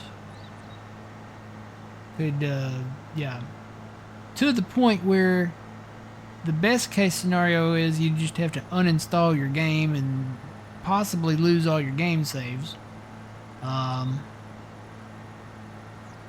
You'd have to reinstall your game or something like that. But it also could cause the computer to have issues, you know, running like the memory and stuff like that, and cause some memory problems, damage, um, possibly some hard drive stuff. You know, you never know, because you know the thing is with mods is like, unless they're from a trusted source, you gotta be careful. Even if it was from itch.io, you think itch.io, you automatically think, well, that's got to be safe. No, not really, because there's a lot of stuff on itch.io that is not from the original mod author. So you got to kind of do some homework. I know a lot of the trusted mod guys that we use are on itch.io, including DJ, but you've got to be careful. You need to do your homework. If you find a mod that you like, see who did that mod originally. If you can, try to do some investigative work the best you can, just to be sure you're not getting something sketchy that might harm your computer, or you know, your game save, or you know, anything like that.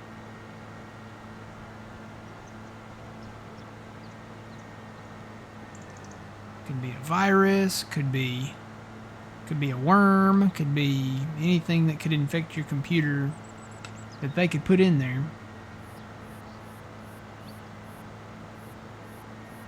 Thought it would be safe with it being on itch.io. Yeah, no. It's not always. There are some mods on itch.io that are very, very well, not by the original mod author, but they're also not very good either. I tested some that were not very good. Before we moved to Judith Plains, I tested a lot. And I got to looking at them, I'm like, well, you know what? This is not from the original mod author. But they had a ton of stuff. You know, some of them would have a ton of stuff on there, and it's like, yeah, this is not worth having. The mods themselves have issues. We had a great, what was that, a Ford, the TW35 Ford.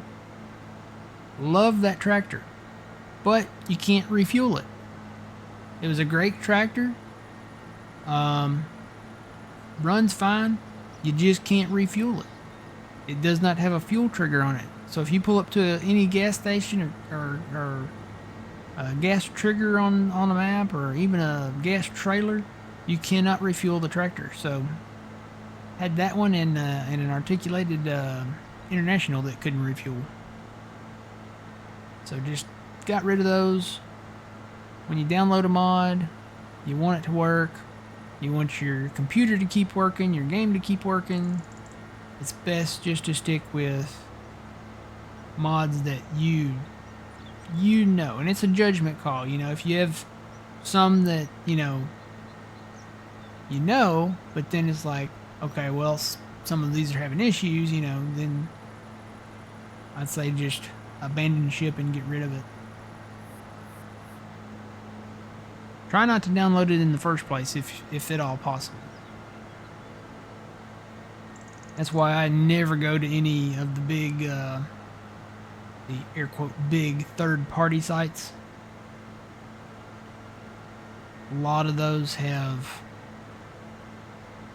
really big time viruses and stuff like that. That's just a big no from me.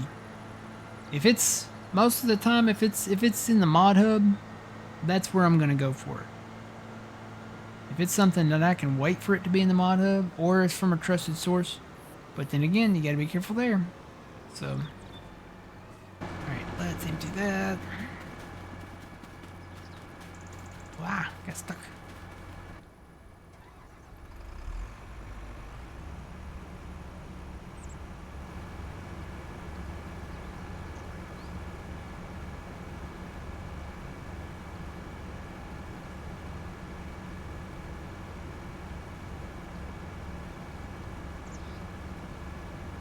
Yeah, he has announced that he will be releasing an update in the future, but don't know when that will be.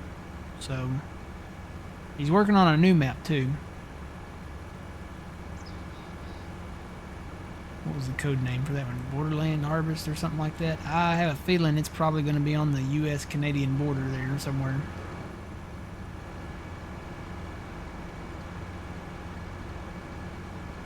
He's released maps in that region before.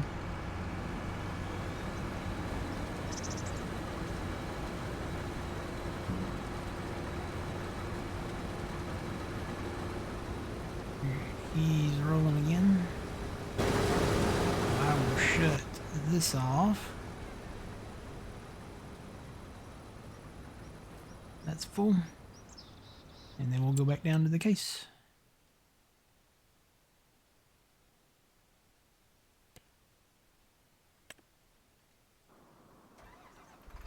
Like he got that field finished, we'll move over here and do this one.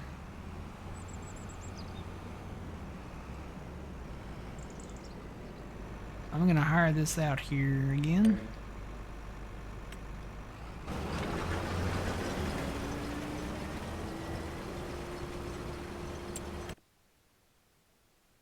I'm gonna go up here.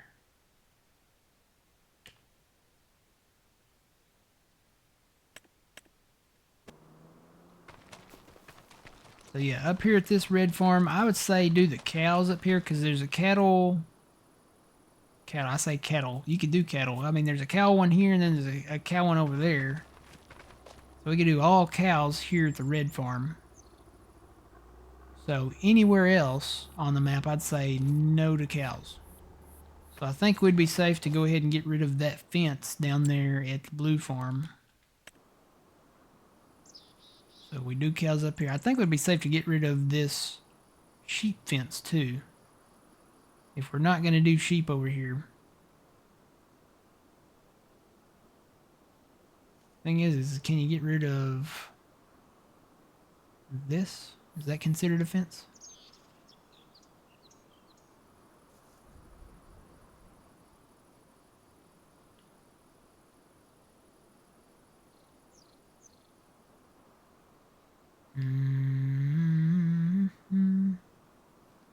Need to enter demolition mode. I guess that's not considered a fence. So something to keep in mind, you can't get rid of the gate. The gate will remain.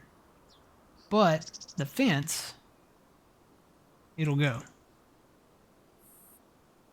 Oh, is my stream down? Yep, it's down. Stream is down, YouTube. I don't know why, but it is.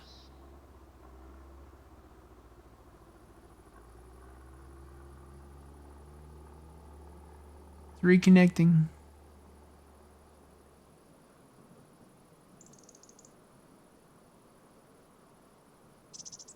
YouTube, you guys are getting to see the behind the scenes. I'm gonna hang out for just a second to see if it reconnects here.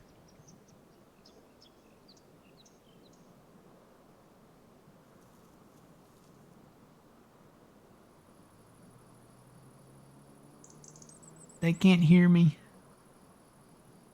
Nobody on Twitch can. I would assume it's a Twitch thing. I don't think it's me. Because my thing over here says I'm still on the internet. My TV's still going.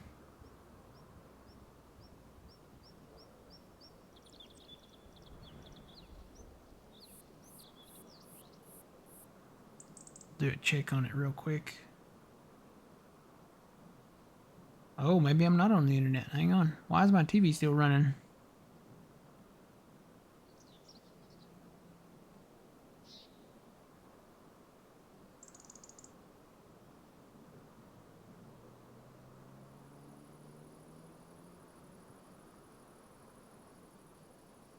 Nope, I'm on the internet.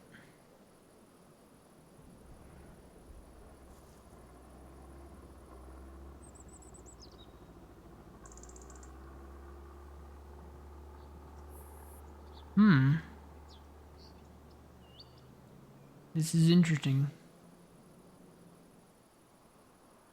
One thing says I'm not. Okay, there. Now it says I'm back. Hello? Hello? Is this thing on? Did we make it? Are we back? Back to the Future 2 quote. Yeah, it says I'm back.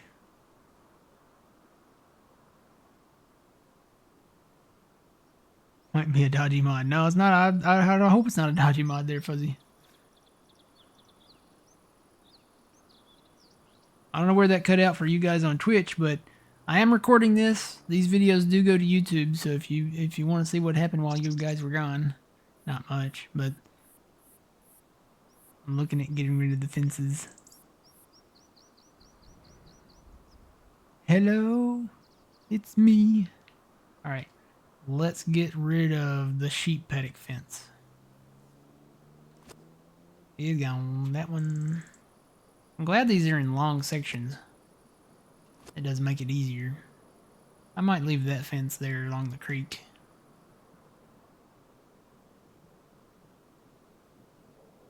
Thing is, you can't get rid of like these boxes. If we ever do get sheep up here, they'll have to be like free range, open pasture sheep.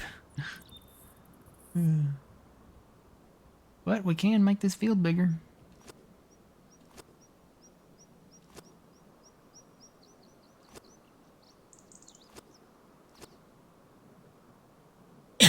That was a big section there.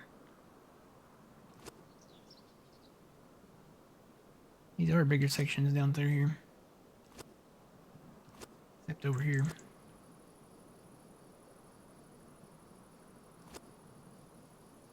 And then I'll leave these down here around the creek here. So yeah, we can expand this a lot. Let's go down to the blue farm.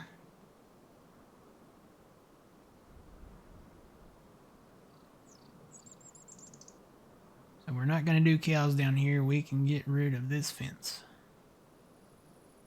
It's harder to see this one. Oh no, wait, there it is.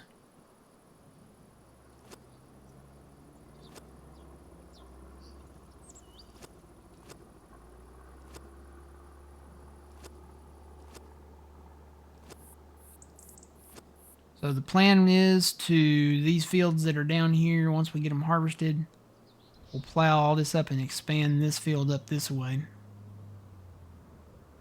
Can't get rid of any of this stuff though, so. But the fence can go.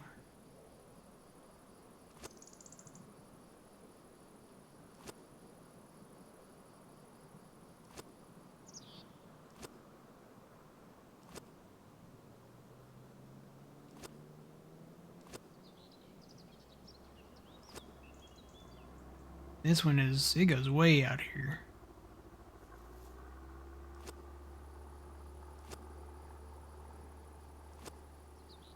This is where the little wooded area was. We cleared all the trees out of there.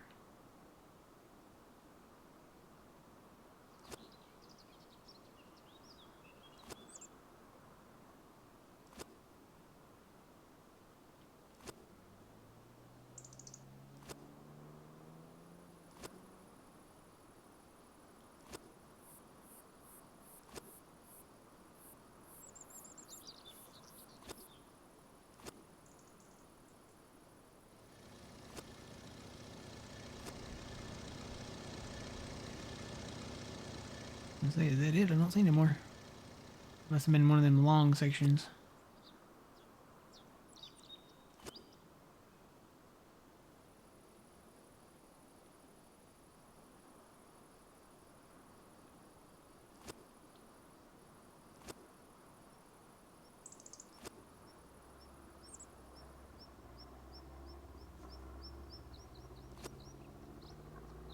Alright, and then we'll leave. We can't really do anything. We can't get rid of the buildings or anything, so.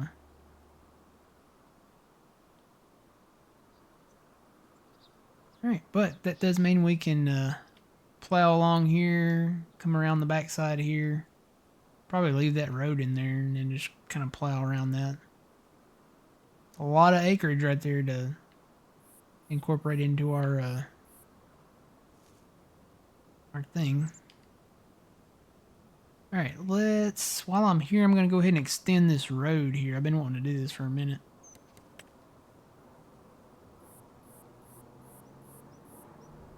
Gotta find the right texture. That one right there.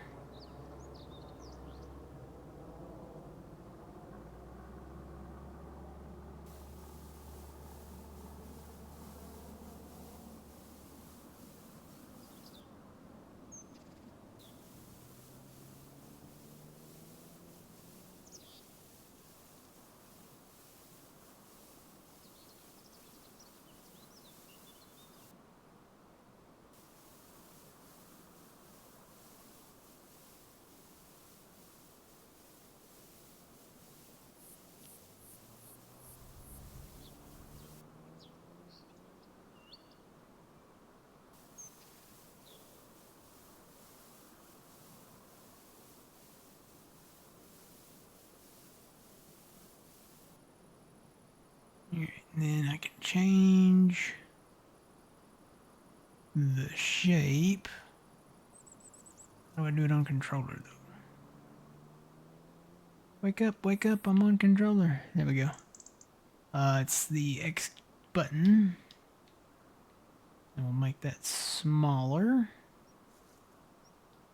Then I can do some fine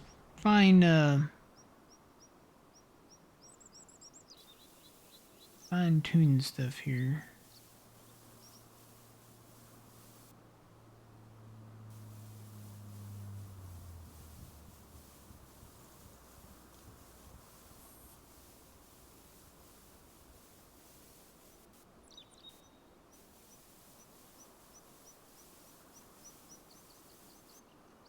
That looks okay to me.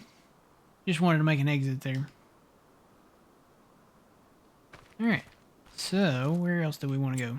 We don't own any of the other farms yet. We can't really do a ton of work down here in the southwest. We'll take care of that once we own this territory down here. I think we'll wait for that. Alright, soybeans are still going.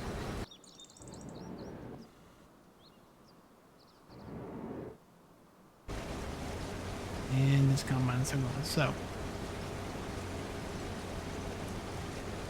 go back to my orange soda here.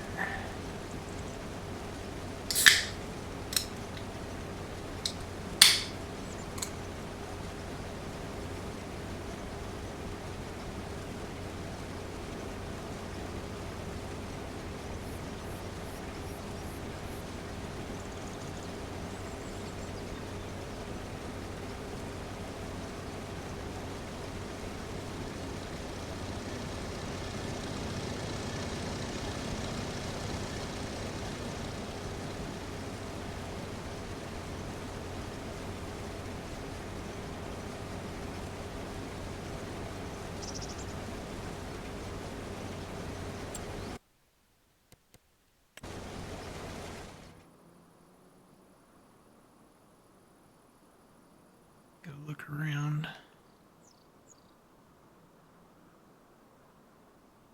Yeah, we can work around a lot of these areas.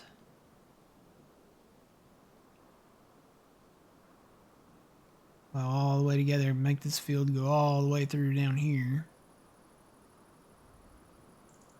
Probably take it up to the tree line there.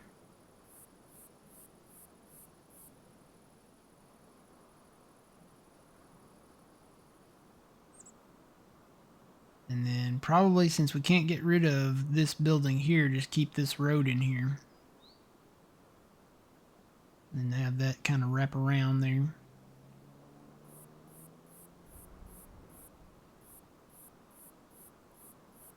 Now this farm up here that we don't own yet. This road is going to be somewhat difficult. We'll have to keep a lot of this because, number one, there's power lines that run through here. There are signs on literally every side of the road up here. We might could plow that grass field and this field and maybe that barley field over there together, but the road next to it right here has signs on it. So we'll probably have to keep this road. This is the one that goes straight to the bridge anyway.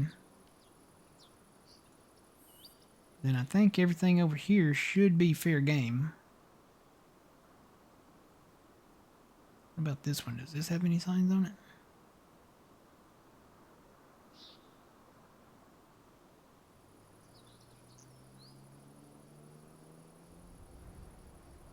Got some signs down here, but I think we can work around those. Is there any out here in the middle? Usually they're connected to like an intersection. That's not really a road there.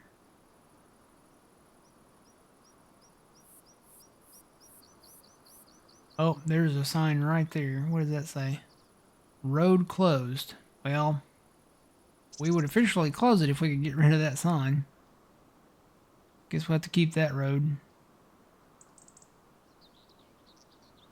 But some of these in-betweens we can plow together. So these 3 fields right here. There's not any signs out here in the middle. We could plow those 3 together. And then probably plow these 2 together. This is already a big field here, so it's not a deal breaker of any sort.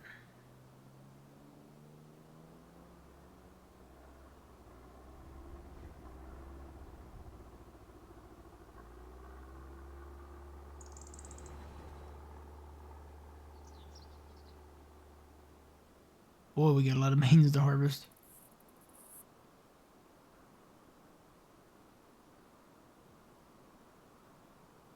And then the green farm. Don't get me started on this big green farm down here. Where's it at? I'm lost. Where am I? There it is. Yeah, there's a lot of stuff that goes under the bridges and stuff down here too, so across the road. That actually goes under that bridge. We might get rid of some of these down here too. We'll just, when we get to the ownership part of this farm, I'll say then we'll deal with it then.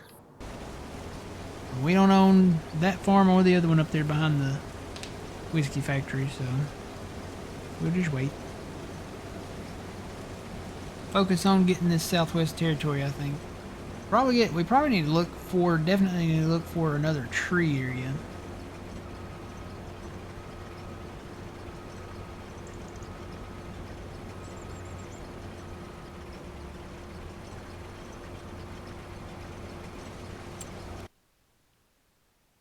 Where's a tree area? So we've got the big one up there that's really expensive, then this one that's not as expensive, and then this one that's really not expensive. So I'd say probably that one down there. You know what? Let me fly along where we own there and see if we own if there's a whole lot of trees that we still own along that area there. There's probably not. There's probably just a few select trees here and there that we can go and cut down.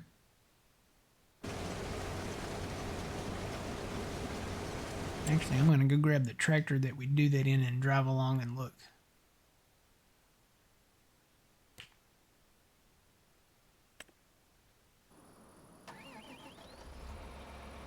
So this one's almost full. I've got the other 2 down at the shop. This one's at 72%.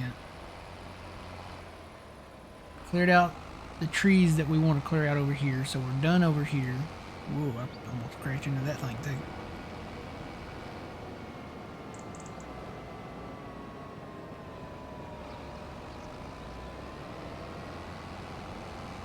I'm not going to cut any of the trees away from like the immediate areas of the creek.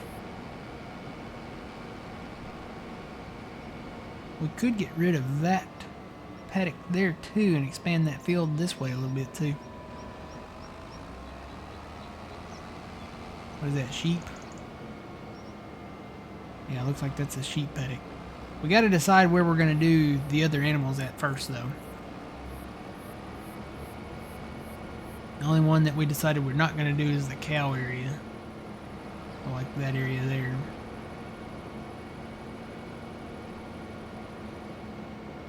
These trees can go. Those 4 can go, and then I'm going to come back and probably cut what's left of these trees down here. Not going to expand the field anymore because it's too steep back here to do that. I'm probably just going to come in and put some grass in. If that. I may just cut the trees, take the trees out, and move along. Oh boy, there's a save. Boy, when you're running like Forrest, them saves hurt.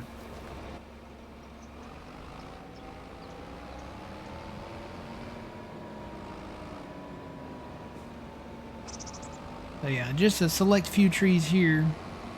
Get these off of right here. We're going to plow all that up, and that'll probably be part of that new field there. We may just kind of plow behind where they once stood. The trees inside the farm, unless they're in the way. I know there's one in here that I want to cut.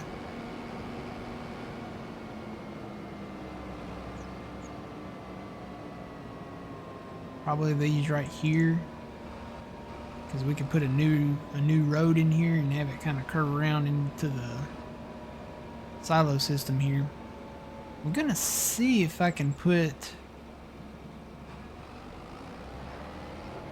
if we ever use this corn dryer, we'll have to put that thing in somewhere. And my original plan was to put it down there.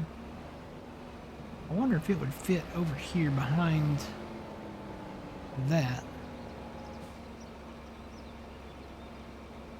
And we may just keep the corn dryers down, keep those active down there where we've got the red farm and the southwest farm down there.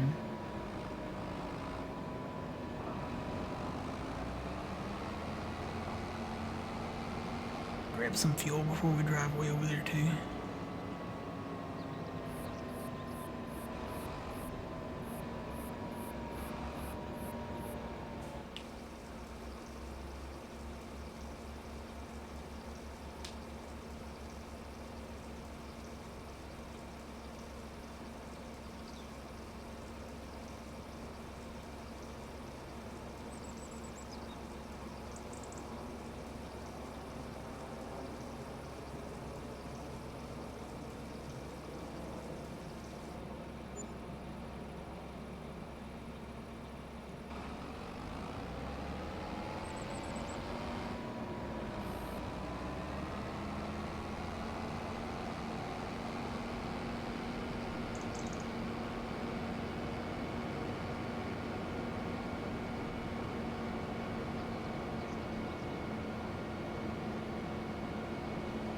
Yep, plow all that together. Plow all that together. Gotta get all the clover out of it, and soybeans over there out of it first. Plow all that together. That's gonna be a lot of fun. That's gonna be a big field.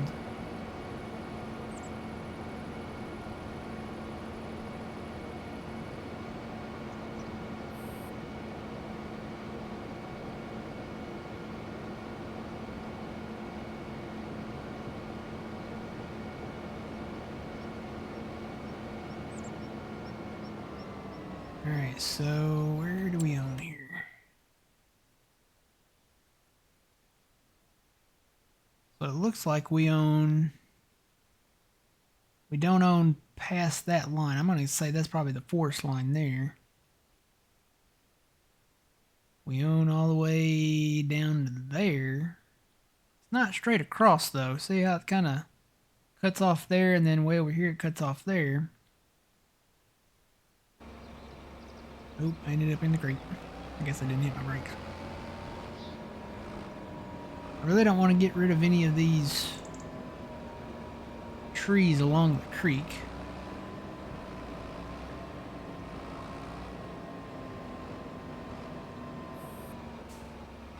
Maybe that one over there.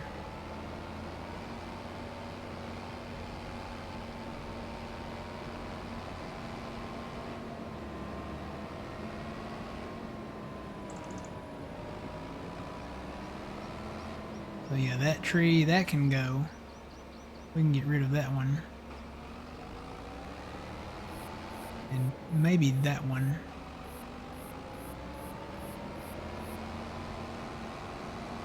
But yeah, the ones immediately next to the creek, we'll keep those.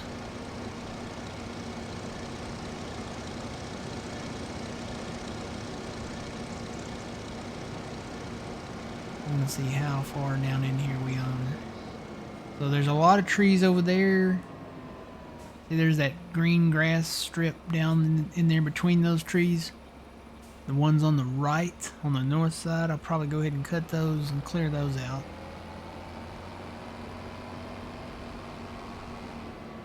Probably that tree can go, and that one.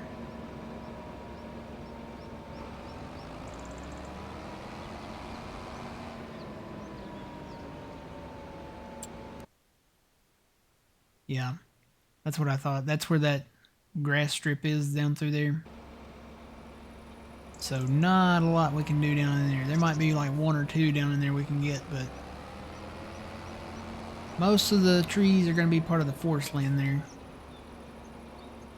And that forest is $1.7 million. We'll hold off on that for now.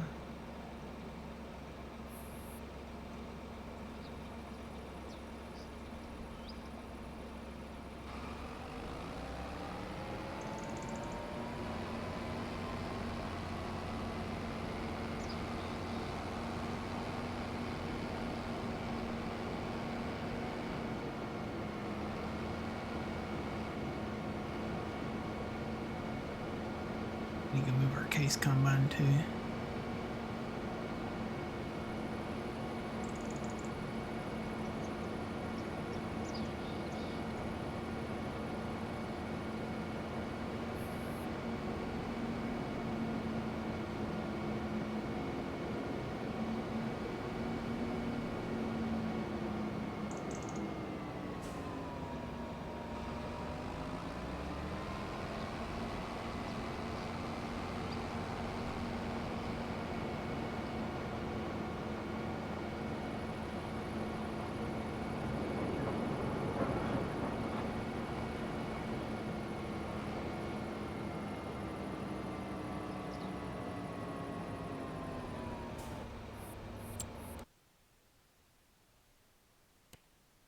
Yeah, this forest area is way back in here.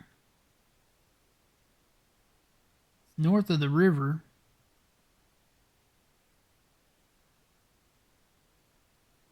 But again, that's another $1.1 million. The other one is down there.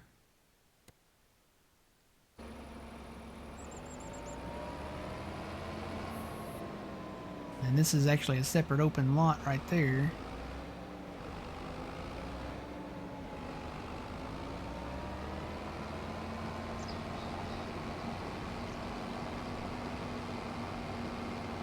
Yeah, I think for the time being, it's just going to be a select handful of trees here and there, and then I may come back and buy that one down south.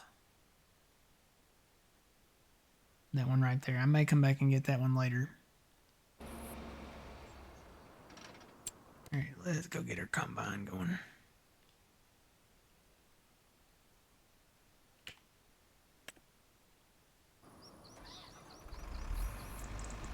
Gotta get that corn.